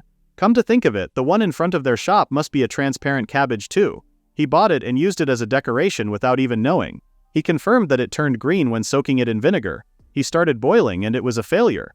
He then decided to shred it and add dressing so it might pass as real food, but it just shredded thick paper with dressing. The core was way too hard as well. Yukano asked if he couldn't eat that. It was hard, so he didn't think she could chew it, but she didn't seem to have a problem like that. She told him that it tasted like a stone. He couldn't even believe she chewed that and asked her to open wide. He started staring at her teeth while admiring how amazing her fangs were, but she was embarrassed, so she closed her mouth. The next night, the musician continued singing. He was quite popular actually. His voice was great, but his appearance was also elegant and wonderful. The musician said he would tell a tale and song about the rumors of adventures in this town. The adventurers wondered who it was. The moment he started singing, Yugu and Sephi couldn't breathe because he was talking about them. The other adventurers also knew that, and there was no way to avoid this. The days of fun drinking and singing wouldn't last very long. After all, bards have to continue their travels, so he even hurriedly drank a spiritual elixir to experiment. It didn't really go that well. He wondered if there were any other good ideas. Akarunania came and asked if he was feeling down. He said he was, but then noticed that the bard was singing about her. She didn't care about that and said there was something more important. He asked what it was, but the other customers called out for him, so he was distracted. They asked him to come and sing, but he didn't want to sing and he said he had a cough. Akona asked if his float had been hurt and if he needed medicine. He said he was fine and they were out of medicine right away. She said she knew good medicine in the laboratory. He was confused as to why a throat healer would be in his closet. Ukanora asked what kind of high-ranking species of treat. They saw them often when walking in the lower layers too, but he didn't know cold and worked on them. Akarunania asked how she knew them. She said a customer said it before. They looked at Yoishi, but he already dozed off thinking about what she said. He felt like he was onto something. Spo was produced during winter, and in early spring when snow remains. He realized that it was under snow cabbage. He was angry at himself for not thinking about that earlier. Winter was a harsh season for plants. When the temperature drops below freezing, moisture freezes and expands, destroying the plant's cellular tissue. This was the same principle behind why thawed vegetables become mushy or frozen water pipes burst. However, plants were not to be outdone and equipped themselves with countermeasures against freezing. They could create antifreeze within their bodies. Some plants and trees replace their sap and tissue fluids with sweet antifreeze fluid when it gets cold. This liquid was resistant to cold and hard to freeze. Maple syrup, for example, was one such thing. And so undersnow cabbage is what utilizes this antifreeze fluid. Preserving cabbage buried in snow, it produces antifreeze and ends up tasting sweet. If this goes well, he might be able to make the transparent cabbage sweet too. First, he put the cabbage in the freezer, adjusted the dial, and slowly lowered the temperature. He had to be careful not to let it freeze completely. Now there was nothing to do but wait and hope it worked out. 3 days later he opened the freezer and the cabbage didn't freeze just as he wanted. Yukano told him to just hurry up and cut it. He julienned it and drained the water thoroughly, and when they tasted it, it was sweet, just as he planned. Apart from the julienned ones, he took the roughly chopped transparent cabbage and massaged it with salt and oil. For the garnish side, he used thinly sliced meat so they could be eaten together. With that, he prepared transparent cabbage salted cabbage style, and julienne transparent cabbage meal for the musician. The man was shocked at how a tasteless thing like this could end up tasting so sweet. It was quite a hassle for Yoishi, but he was glad they made it in time. The musician was actually thinking of heading to the next town after today. To be able to eat such a mysterious and delicious thing on his last day was an honor. When he stood up, a song suddenly came to him. He told everyone to listen because the last story he wanted to tell tonight was about a hero who uses neither sword nor magic. This one was about Yoishi. Seifi was sure he would sing this song at various places he traveled to. When he thought about it like that, this was kind of embarrassing. In the next scene, there were uninvited guests in a poultry farm at night. 3 wolves attacked a chicken coop. Back at Yoishi's tavern, Yukano asked for 2 servings of transparent cabbage rolls. The man who ordered that yelled behind her that he also wanted a mountain of salted cabbage. Since then, transparent cabbage has been a huge hit, not only for quick dishes but the cabbage rolls and pot au feu were also very popular. After Yoishi prepared the orders, Yukano delivered them to the table and apologized for the wait. The adventurers complimented her on how hardworking she was and asked if she didn't have a rebellious phase. Yoishi heard that and was sure that it wasn't something their Yukano would do. The adventurers thought she was working so hard, and they even reminded her to run away to their place any time if she ever got tired of it. Yushin asked him not to fill her head with weird ideas. Yukano responded that she loved her father's cooking so that she wouldn't run away. The woman asked what kind of food she liked. She loved everything her father cooked, but she absolutely loved egg dishes. They immediately ordered Yushin to give her an egg dish. Yushin would love to do that more than anything, but there was no egg available. The woman told her husband that a poultry farm was attacked by a Cerberus recently. Not only was it ravaged, but it also spread disease. All the surviving chickens had to be culled. Now the prices of eggs and chicken have skyrocketed. Yukano was upset that all the chickens died, but she was so cute when she said that. Yushin assumed this kind of thing happened in every world. They had phantom meat, so the lack of chicken wasn't a huge problem, but not having eggs was a real pain. He had an idea to make an egg dish using labyrinth materials as a solution. He had been hearing about this from Yugadora and the others for a while, and he had been wondering if there was some way to eat it. There was a material in the dungeon called explosive egg. It was an egg from a bird monster found in the middle layers of the labyrinth. Just as the name suggests, it explodes when the shell is broken. Adventurers use them as hand grenades. He decided to have Yugadora and the others deliver some right away and start cooking. When they delivered the eggs, he wondered how he should go about this. Yukano really wanted some omelet, so he was going to try that. But first he needed to check the power of the explosion. He put the explosive egg in the frying pan and shook the pan to see the power. It really was incredible. Yukano saw some stuff left inside. He thought about frying it as it was, but it was like eating burnt charcoal. There were tiny bits of shell in it too. He decided to stain it to remove the shells, but either way it tasted like charcoal. He then decided to put it in water and boil it. He could make a boiled egg with it. He told Akano to stay back because it was dangerous, but it exploded around 60 degrees Celsius. Akano suggested breaking the shell very slowly and gently, but that sounded even more dangerous. Akano tried this time and it exploded right away, but the explosion didn't do anything to her hands and she somehow absorbed it. He asked how she did that just now. She said she made it explode inside her hands so it wouldn't splatter everywhere. He asked if her hands were okay, and she said yes, but when he tried it, it didn't work. He continued to try freezing it, steaming, frying, and even burying, but he couldn't stop the explosion. And one day, he informed Yukano that he was going to work on the explosive egg cooking again today. But Yukano told him not to enter her room. Yushin did not expect that. He wondered why she would ask that. They were happily cooking just yesterday, so he was worried as to what might be the reason. Recalling what those adventurers said to her the other day, he wondered if this was a rebellious phase. He was worried that Yukano might start smoking and even have some bad boyfriends and all. Before the relationship got worse, he decided to talk to someone who knew. He went to the blacksmith and asked him about it. The blacksmith told him to sit down and told him to leave her alone and she would grow up on her own. But Yushin was worried that she would go astray if he left her alone. The blacksmith reminded him that she was quite attached to him. If parents work seriously, the children who see their example would also grow up right. He then asked him to give him a hand as they talked. Yushin wondered what he was doing. He said they were removing the rust. They dilute the acid taken from a strong acid slime, apply it, and just scrub relentlessly. Then the rust was cleaned off beautifully and it got all shiny. There was no time to be doing this, but Yushin still helped. While cleaning, he realized that there was no need to be worried. What he could do was keep an eye on Yukano while finding a way to cook those explosive eggs. Eventually, he realized something. It was only the shell that exploded. The yolk and egg white didn't. It felt like inspiration was about to strike, so he waited. But Yukano knocked on his door and was trying to catch something. When she caught it, she showed it to Yushin. Puzzled, Yushin asked what that was. She asked if she could keep this little one. Yushin realized that this was what she meant by "do not enter my room." She asked if she had hatched an explosive egg, but she didn't. Which means this was a monster, so it was a big no. Shocked, Yukano told him that it was a chicken and even made some chicken sounds. Looking at him with doe eyes, she begged him. There was no way Yushin could say no to a face like that, so he said fine. But entering the kitchen and the bar was forbidden. And she must take it for walks through the back door, and she must not get bored and abandon it halfway. She promised to do all of that and was so happy. Apparently she even named him Huu. For a dumb-looking face, that was quite a grand name. While things like that were happening, the research on cooking explosive eggs progressed. Thanks to Dog, he thought of a good cooking method.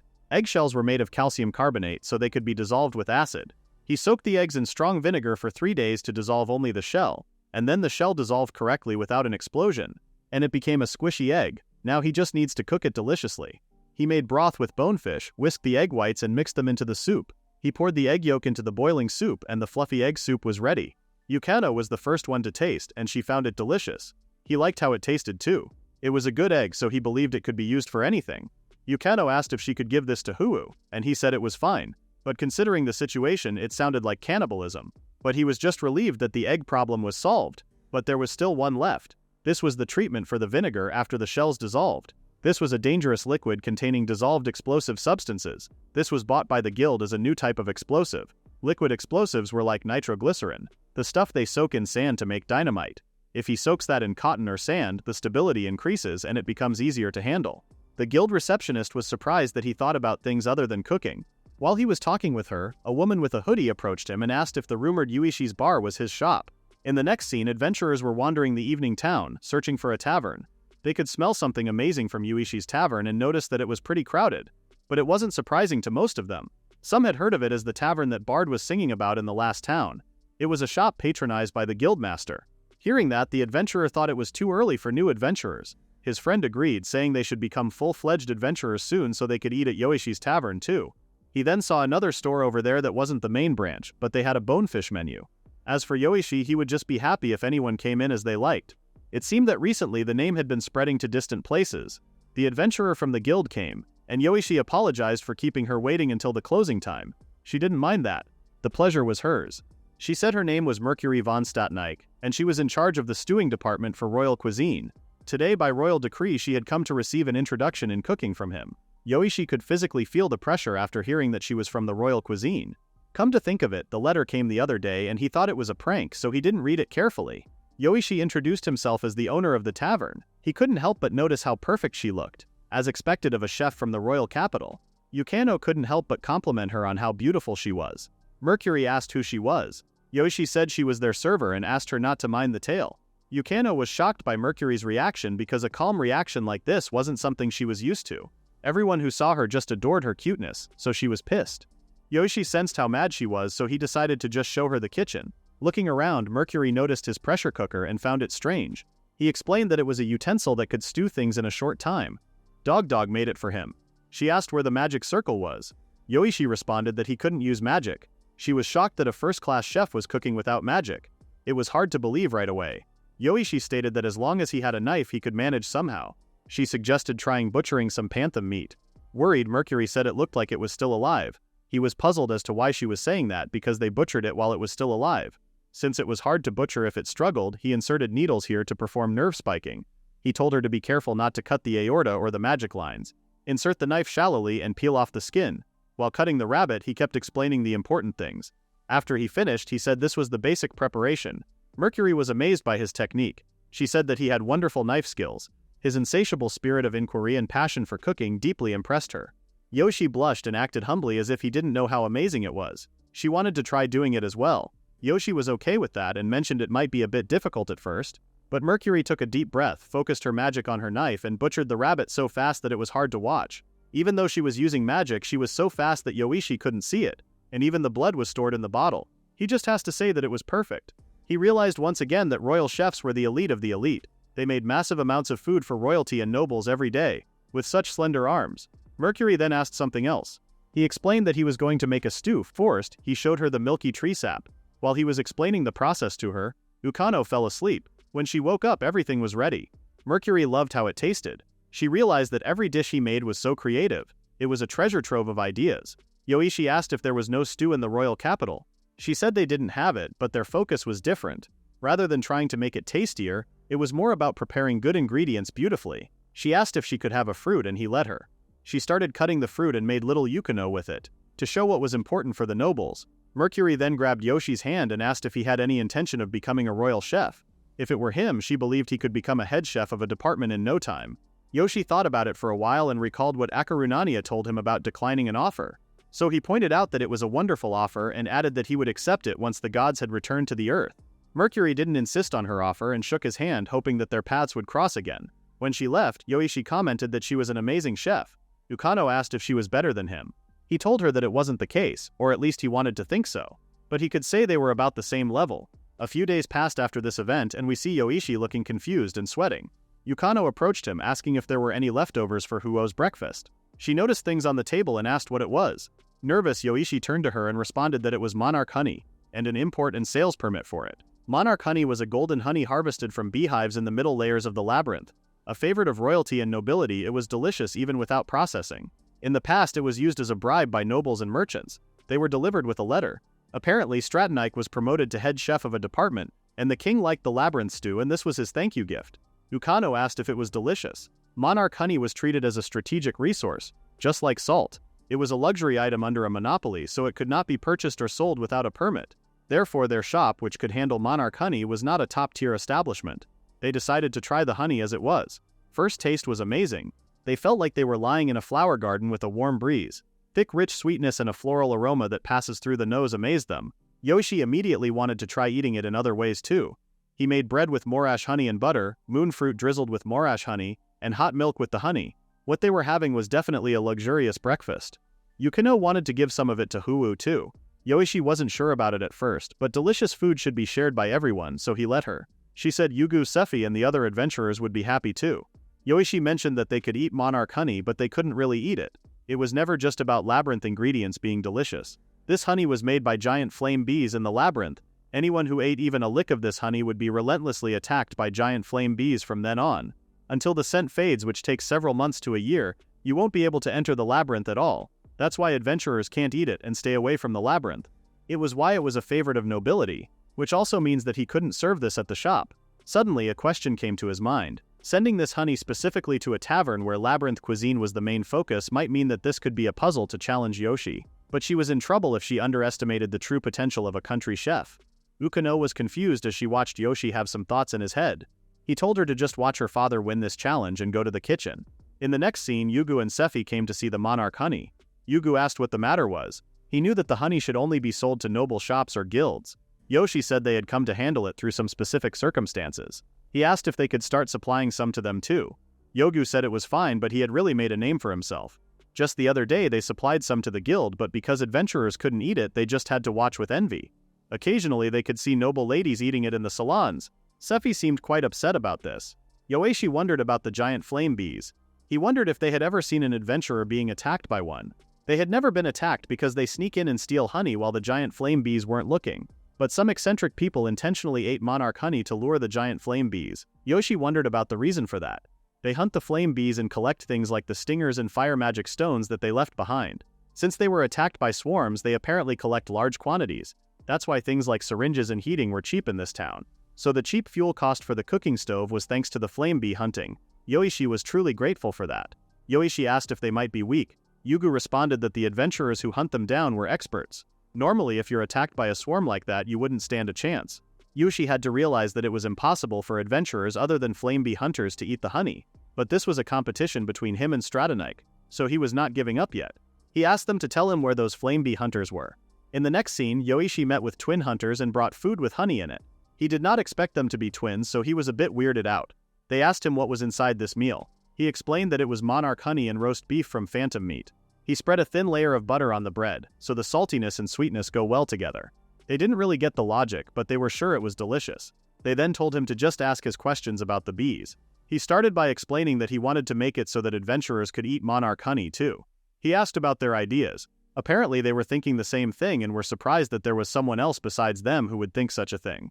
Unfortunately, they told him that it was impossible. They searched for a way for years, but in the end they gave up and switched to being flame bee hunters. He gave him the research materials. Yoishi noticed that it looked quite old and well used. They said they tried that much and it was still impossible. There was no way a greenhorn who just popped up could do it. Yoishi respected them because they were pioneers of labyrinth ingredients, but he wouldn't be satisfied until he checked it himself, so he decided to take the liberty of reading this. Even if the monarch honey was made into mead, you would still be attacked by giant flame bees.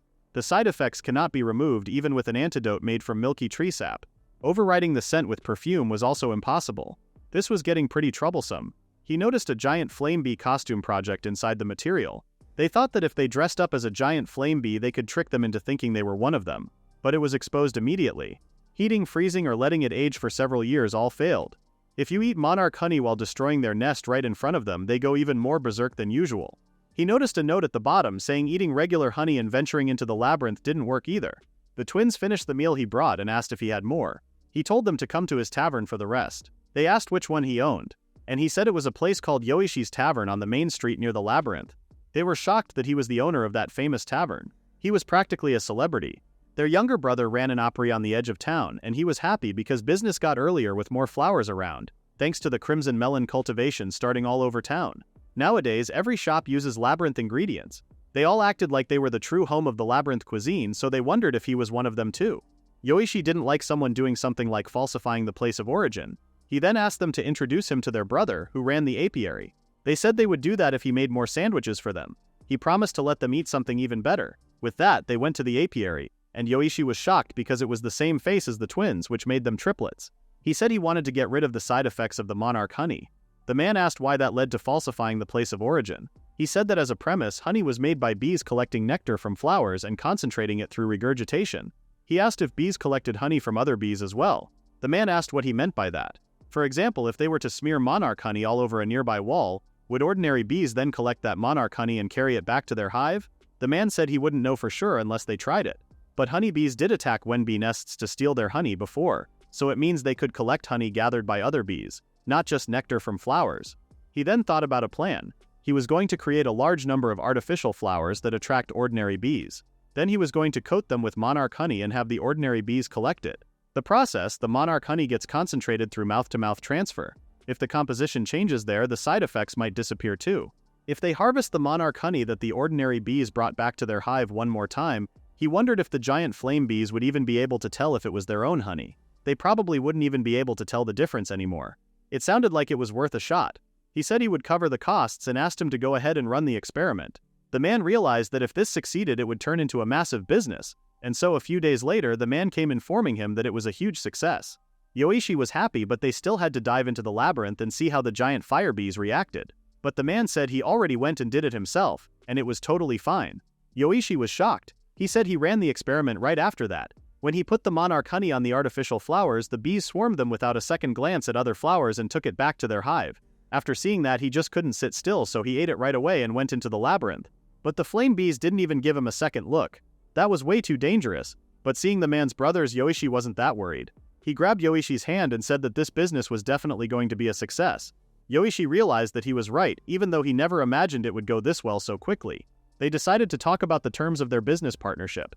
As for the competition with Isekai'd, it looked like he was the winner. However, the idea for the origin falsification was thanks to the years of research by the two flame bee hunters, and the bee experiments weren't even done by him, but by their younger brother at the apiary. He thought about calling it a draw, but after preparing a meal for the three brothers, to show his gratitude. The first dish was teriyaki. He was going to use the Peking suck technique. He blanched the phantom meat in water with dissolved salt. After coating it with monarch honey, he hangs it overnight to let the moisture evaporate. He cooked evenly in the oven, coated it with honey once more, and roasted it on high heat until the skin was crispy.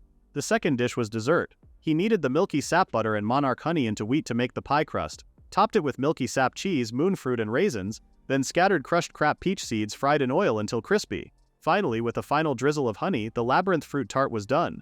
It was frustrating that he couldn't decorate carvings as well as Isekai'd, but it still turned out pretty well. The triplets loved how everything tasted. One of them wanted to add some extra honey to make it even, but the other one stopped him, saying he should not do something so tacky with already completed food. The pie was amazing too, as expected from the best tavern in town.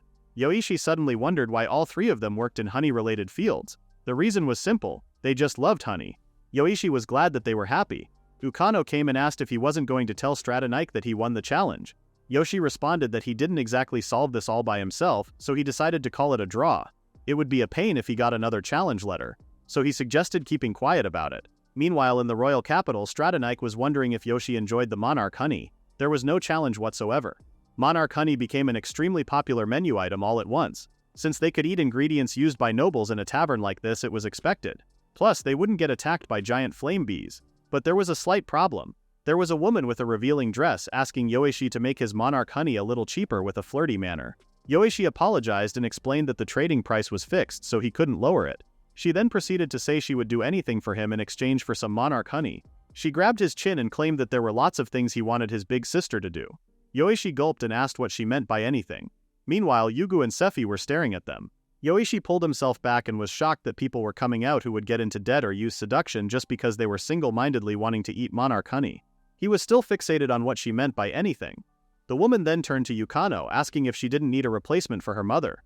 Yukano glared at her and told her that she did not need it. Her harsh response shocked the woman and Yoishi. The woman panicked and apologized for making her angry, but Yukano left. Yoishi told Yugu that he was not going to last at this rate. He was considering limiting it to mid-tier adventurers with a steady income. Yugu noticed that he was the type who would get swept away eventually, but he was single, so Sephi said it was fine. Akarunania was also there and suggested settling down. Yoishi refused, saying he had got his hands full with the shop and Yukano. She didn't stop and said they might even help him with the shop. But Yukano already handled that, and sometimes they even go out to eat together for research. Akarunania was shocked that he ate out. She thought he didn't like anything besides his own cooking. Yoishi didn't expect that prejudice to come from her. She said she found a delicious place the other day and asked if he wanted to go there. She acted like she was kidding, but Yoishi said okay immediately. Shocked, she stood up and asked if he would go with her. Just the two of them. Yoishi was puzzled as to why she was reacting like that, but he still said it was just a meal, and he went out with Dog too. Akarunania was over the moon until Yukano said she was going too. Yoishi said they would go there with just the three of them, then. Akarunania didn't give up. She dragged Yukano to a corner and assumed that she wouldn't understand since she was still a child, but still it would be pointless if it wasn't just the two of them. Just as she thought, Yukano didn't understand. Akarunania explained that this was an issue that affected her too because she might get a new mother. Yoishi asked what was wrong. She turned to him and said Yukano would stay and look after the shop. Yoishi asked Yukano himself if she really wanted to stay. She said she wanted to try being the manager for a day at the shop. Yukano being a manager for a day brought so many bad scenarios to Yoishi's mind, so he said he couldn't leave her all by herself. Akarunania said he was overreacting. Yukano agreed and told him that he was worrying too much. Even so, she was still so small, and having to handle those roughnecks all by herself didn't seem right with him. Until he realized that she had been kicking everyone outside the tavern when there was a problem. He asked once again if she was okay and she said she was. He could leave the shop to him and just relax and enjoy himself. Yoishi decided to reduce the number of seats and prep the food, so all she had to do was grill it. With that, they agreed to meet in front of the plaza's fountain the day after tomorrow at the 6th bell. 2 days later, Yoishi was waiting for Akarunania by the fountain. He realized that this was the first time he had ever had a meal with Akarunania. Akarunania came and apologized for keeping him waiting. She said she couldn't decide what to wear, so she ended up being just in time. Yoishi didn't expect her to wear a nice dress. It was rare to see her in clothes like that, so he was a bit surprised. She twirled a little and asked if it looked weird. Yoishi commented that she looked strong. Still, standing next to her like this made him realize that he looked shabby. He regretted not wearing better clothes. They decided to head to the restaurant, but the road was blocked. He asked if they could use a different path, and she said they could. But when they did, that road was flooded. The other road was also blocked somehow. Akarunania felt like someone was sabotaging them and even thought about Ukano. Behind them, 2 adventurers were passing by, and she overheard them talking about how cute Ukano was. They heard she was the manager for a day today. They appreciated how hard-working she was. One of them said he might drop by tonight to see her then. Meanwhile, Yukano was trying to grill everything, but it didn't seem that delicious. Finally, they found a proper path to reach the restaurant. But it wasn't a restaurant at all, it was a theater. She explained that she thought it would be nice to see before dinner. A troupe from the royal capital was performing a romance play today. Yoishi wasn't that interested in romance plays though. He said the tickets were expensive, so he was good and that she could take Yukano with her next time instead. But Akarunania told him that it was meaningless if it wasn't with him. Yoishi did not take the hint and just asked if they should watch it then. They went inside, and the play was actually interesting. He decided that it wasn't good to judge things before trying them. Meanwhile, Akarunania was wondering if he was enjoying this. She really wanted to make a move before the play ended. She looked next to her and saw the couple holding hands. She slowly put her hands next to Yoishi, but she didn't touch him. A person was coming through, so Yoishi let the man go, and when he sat back he accidentally put his hand on her hand. They both froze like that. He questioned why her hand was there. He wondered if this could be considered sexual harassment, and if he pulled away now it would look like he was self-conscious. While watching the play he thought about what to do. Suddenly a bird-like thing came into the scene and started flying towards the audience. People started panicking as it attacked them. Akarunania suggested heading outside for a bit, and Yoishi said yes, but the bird looked quite similar to him. The workers in the theater informed everyone that the performance had been cancelled. Akarunania sat on a bench and questioned why nothing was going right. Yoishi brought her fried skewer to cheer her up and reminded her that they could always come back and watch it again. He added that the skewer was good. It was bird monster meat, and he thought it would be better if they removed the gamey smell more and used a lighter vegetable oil. He wanted to go tell the owner that tip, but Akarunania stopped him. She said she got to watch it with Yoishi, so she was fine. Yoishi suggested heading to the main restaurant soon since they had finished their snacks. He offered his hand to her, and the moment she grabbed his hand, a bucket of water fell down on her. Shocked, Yoishi looked around to see where that came from. He asked if she was okay. Akarunania was sure that something was definitely wrong and that they were being sabotaged. She looked behind her and saw the bird that attacked people. She seemed to figure things out and was determined to make this date a success. In the next scene, the two entered a restaurant on the outskirts of town, and Yoishi seemed to like the atmosphere. A lot happened on the way here, but Akarunania was glad they made it to the shop safely. An older woman behind the bar asked for their orders. Akarunania ordered the meat dish she had before. Yoishi looked at the person who was eating and saw pickled vegetables, plain grilled meat, and beer. It was all very classic dishes. It seemed the great labyrinth cuisine boom hadn't reached here at all. He commented on how this shop felt like time had stopped. Akarunania giggled and agreed. She said a kid rescued in the labyrinth brought her here as a thank you. The menu was pretty ordinary, but for some reason it was delicious. It was a little different from other places. Yoishi was looking forward to it. The waitress brought wine and pickled vegetables. They clinked their glasses, and Yoishi liked the wine. They used roasted wheat to give it a nice savory aroma. He tried one of the vegetables and it was potatoes. Pickled potatoes were rare. Raw, they had a hard texture, but they usually fall apart when heated. The little boy who brought their order explained that they freeze them first and then thaw them to make these. Yoishi was pretty interested. Akarunania noticed that this was Yoishi's professional habit. Yoishi patted the boy's head and expressed how impressive he was. The boy seemed happy to receive a compliment like that, and he left. Ever since Yukano joined their tavern, seeing little ones working hard really warmed his heart. Akarunania agreed with him and asked if it made him think about marriage and stuff too. He said he admired the idea, but he wondered if that kind of spring would ever come for him. He was even sure Yugu and Sephi would get there first. Akarunania refused and told him that he should be more aware of the people close to him. Yoishi didn't expect her to get all worked up about this. He wanted to eat the bread while it was still warm. Akarunania was once again ignored.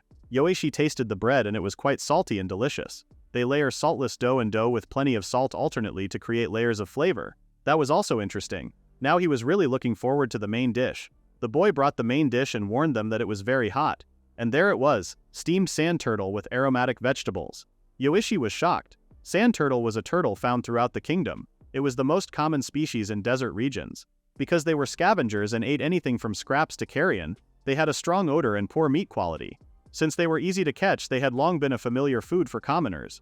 They were using a troublesome ingredient for sure. It would fill their stomach, but it wasn't the kind of thing one would go out of their way to eat at a tavern. But the moment he tasted it, his opinion changed.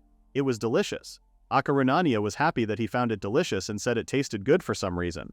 Yoishi wondered if it was the flavor of the aromatic vegetables, but it wasn't that. Because that alone shouldn't be enough to remove the sand turtle's stench. After a few more bites he kind of figured it out. This was all thanks to the strongly flavored pickled vegetables and the salty bread from the appetizers. By first paralyzing the sense of smell and the taste buds on the tongue with sharp, strong aromas and flavors, they made it so the customers didn't notice the gaminess or the harshness of the meat. It was a rather forceful cooking method, but the idea was interesting. In terms of using cooking ingenuity to make something inedible taste good, it had something in common with labyrinth cuisine. This would likely provide some great hints for his future labyrinth dishes. Yoishi thought Akarunania brought him with only this intention, so he thanked her. After eating their dinner, they left the restaurant, and she was glad that he enjoyed it. He asked if she would like to go to one more place for a nightcap. Dog recommended a great place for him. Akarunania looked around for a bit and she seemed troubled with something. Yoishi asked what was wrong because she was usually dead drunk by this point. She clenched her fist and suggested having a drink together at the inn where she was staying. Yoishi was shocked and asked what he was talking about. He didn't expect a young woman to suggest such a thing so recklessly. Akarunania told him that she was not saying it recklessly. He told her that she cannot just invite a man to her inn. Something might go wrong. She responded that it would be fine because she was already prepared.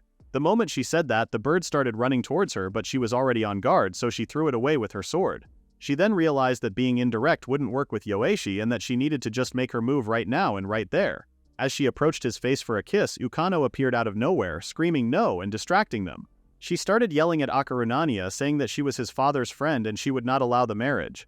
Akarunania confirmed that it was Ukano who was getting in the way after all. He had heard from Yoishi that he was keeping a cockatrice, so she had a hunch. She asked Ukano why she was standing in her way and if she hated her.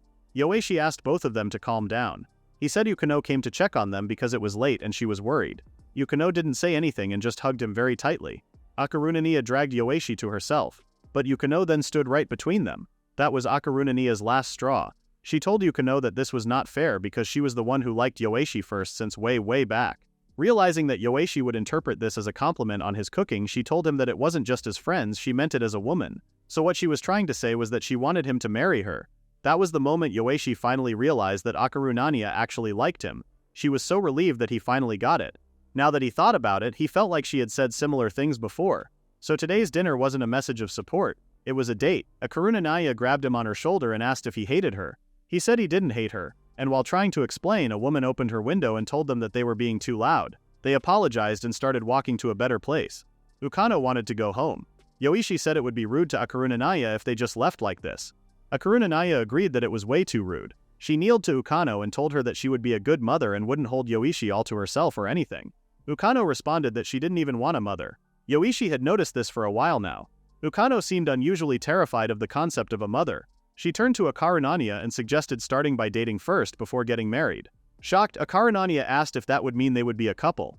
Yoishi confirmed her. He then turned to Ukano and explained to her that it wasn't like she was suddenly becoming her mother. Akarunania was a good person, and it was a good idea to just try and get along for now.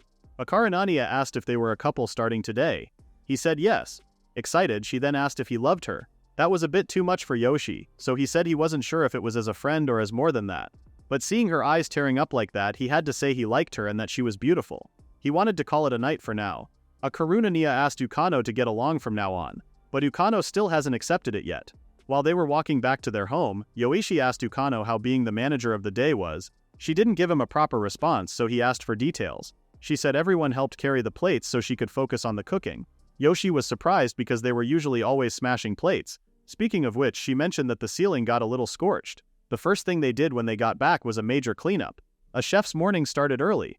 Yoishi woke up and informed Ukano that he was heading out to the morning market to go shopping. Before he left, he warned her not to go outside alone. Ever since that incident, he had banned the cockatrice Huu from going outside alone or by itself. He was still not sure how to act around Akarunia, so he just ended up treating her the same as always. But as long as he could make some good food, that was enough for Yoishi. While looking around the veggies and fruits, he noticed a collection of trendy recipes from the royal capital, and the dish on the book cover looked familiar. He noticed that the author was the royal palace's assistant head chef, Mercury von Stratonike. He realized that the cover art was the labyrinth stew he taught her. Stratonike was really on the fast track to success. He believed it was natural with that level of skill. The ingredients were crazy expensive and meant for nobles, but it looked like it would be a good reference, so he decided to buy it. Sefi and Yugu saw him on the market and greeted him. It was rare to bump into them at the morning market, so Yoishi was surprised. They said they were here looking for a magic tool to manage their time. Come to think of it, he heard they defeated the gatekeeper of the middle layers. That might be the reason why they looked so impressive now. Relatives' kids always seem to grow up so fast. It was that feeling where they looked so radiant compared to his fully grown self. Sefi then remembered that there was an ingredient she would like him to cook. It was called the ascension mushroom. Yoshi checked it, and it had a delicious aroma. He asked if this was a labyrinth ingredient too. Yugu said the taste was heavenly, but they say one would die instantly upon eating it. So it was a poisonous mushroom. Yoshi asked who would ever want to eat something like that. Sefi explained that it was a request from a certain noble who personally requested him. They bowed to him and begged him to do it. He had no choice but to say yes after that bowing. At night, Yoshi checked the mushroom. It was a mushroom gathered in the lower layers of the labyrinth.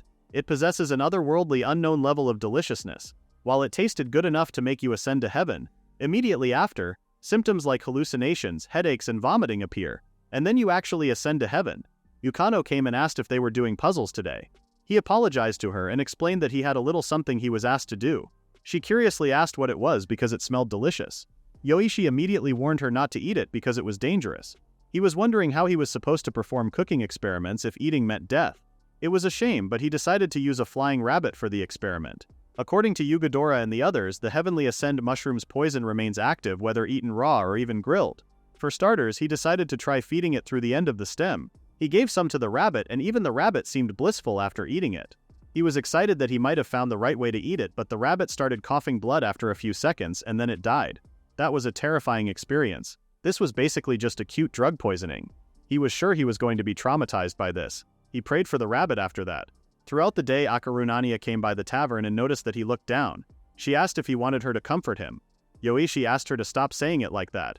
She yelled at him, saying that they were basically like fiancés already. The adventurers who heard them were shocked because most of them thought Akarunania was a man. Yoishi changed the subject and asked her if she knew about the ascension mushroom.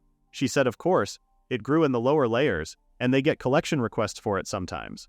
Apparently elderly nobles who didn't have long left wanted to eat it as their final meal.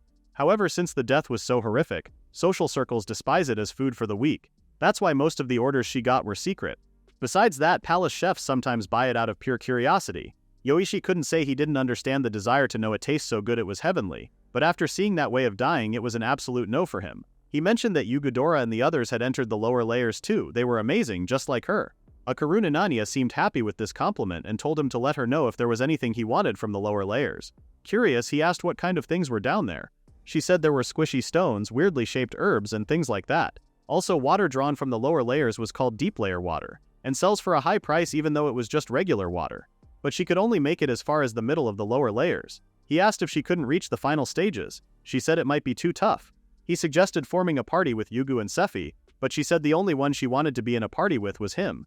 Saying such cute words like that so suddenly was bad for Yoishi's heart. But in all seriousness, she said she felt like she was missing something that was needed to go to the lower layers. Any mid-tier adventurer has experienced it at least once. That moment where you feel like you were protected by something big. Whether it was divine protection or just pure luck being on your side. But things wouldn't be that simple once you reach the lower layers. You have to become something big yourself, to protect God, safeguard the world, and forge your own destiny. Only adventurers like that could hope to venture into the lower depths. For Yoshi, this was a deep conversation to have. But he could guess that was what happens when they survived countless life or death situations. She said that she was starting to think those two would be the ones to defeat the boss of this labyrinth. If that was the case, Yoichi said it would be quite a poignant moment. Akarunania said he was definitely on the side of something big too. He was incredible. Even palace chefs wouldn't stand a chance against him. Thanks to Akarunania, Yoichi had gotten his motivation back. It was time for him to resume those creepy experiments. First off, the flying rabbit was a precious ingredient. He asked an alchemist to give him a lab mouse instead. In exchange for the recipe for explosive egg liquid, the guild told him to keep it a secret though. His test subjects were now mice. First he decided to feed them different parts of the ascension mushroom. He cut the cap, stem, core, skin, and base, and everything was poisonous. They say a mushroom's flavor and nutrients are water-soluble and wash away with water, so he tried chopping it up and soaking it, but that didn't work either. He dried them, soaked them in alcohol, extracted poisonous components using oil, but none of them worked. He swallowed his pride and sent a letter to Stratonike, but the reply was that she didn't know either. They were all failures in the end. He had a massive amount of notes this time, which was a record, but it was a record he did not want. He still couldn't find a solution. In the first place, he wondered why he must cook something so dangerous. He realized that people did eat pufferfish. Pufferfish poison was something that could accumulate in someone's body. So farmed pufferfish raised without poisonous bait didn't have toxins. Maybe the ascension mushroom also produced poison from the air of the miasma of the labyrinth's lower layers. He didn't know what would happen if he cultivated it on the surface. But he had to try. He was going to harvest it along with the soil and grow it. Yugu and Sephi brought it along with the soil this time, but it looked wilted. Yukino said it might be a nutrient deficiency, but he had been giving it fertilizer. He had been making sure it gets the three main nutrients, nitrogen, phosphorus, and potassium.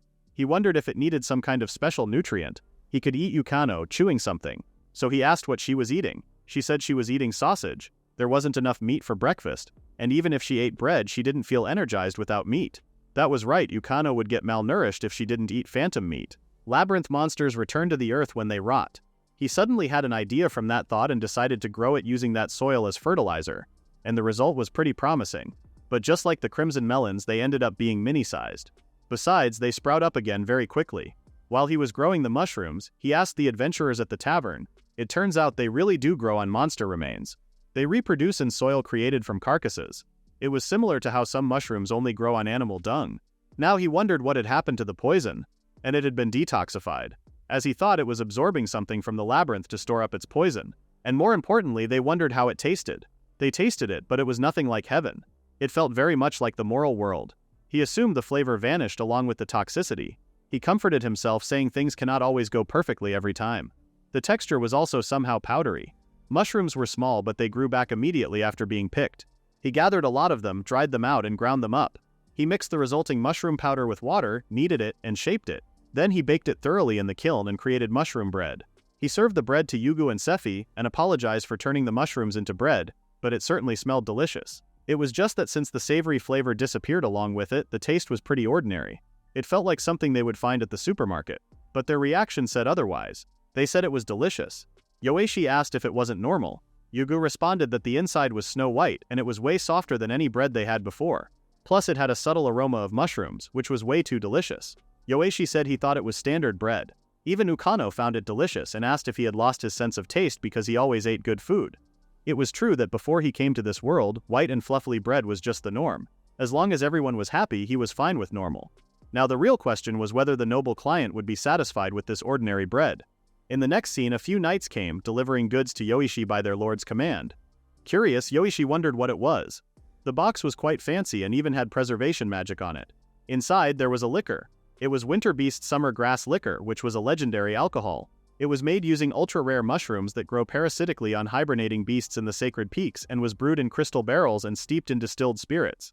This looked like something Dog would like. There was also a paper with elegant poetry. He assumed this client was a very high-ranking noble. He assumed that just showed how much they liked the mushroom bread. Yukano called for her father and said the puzzle was almost finished.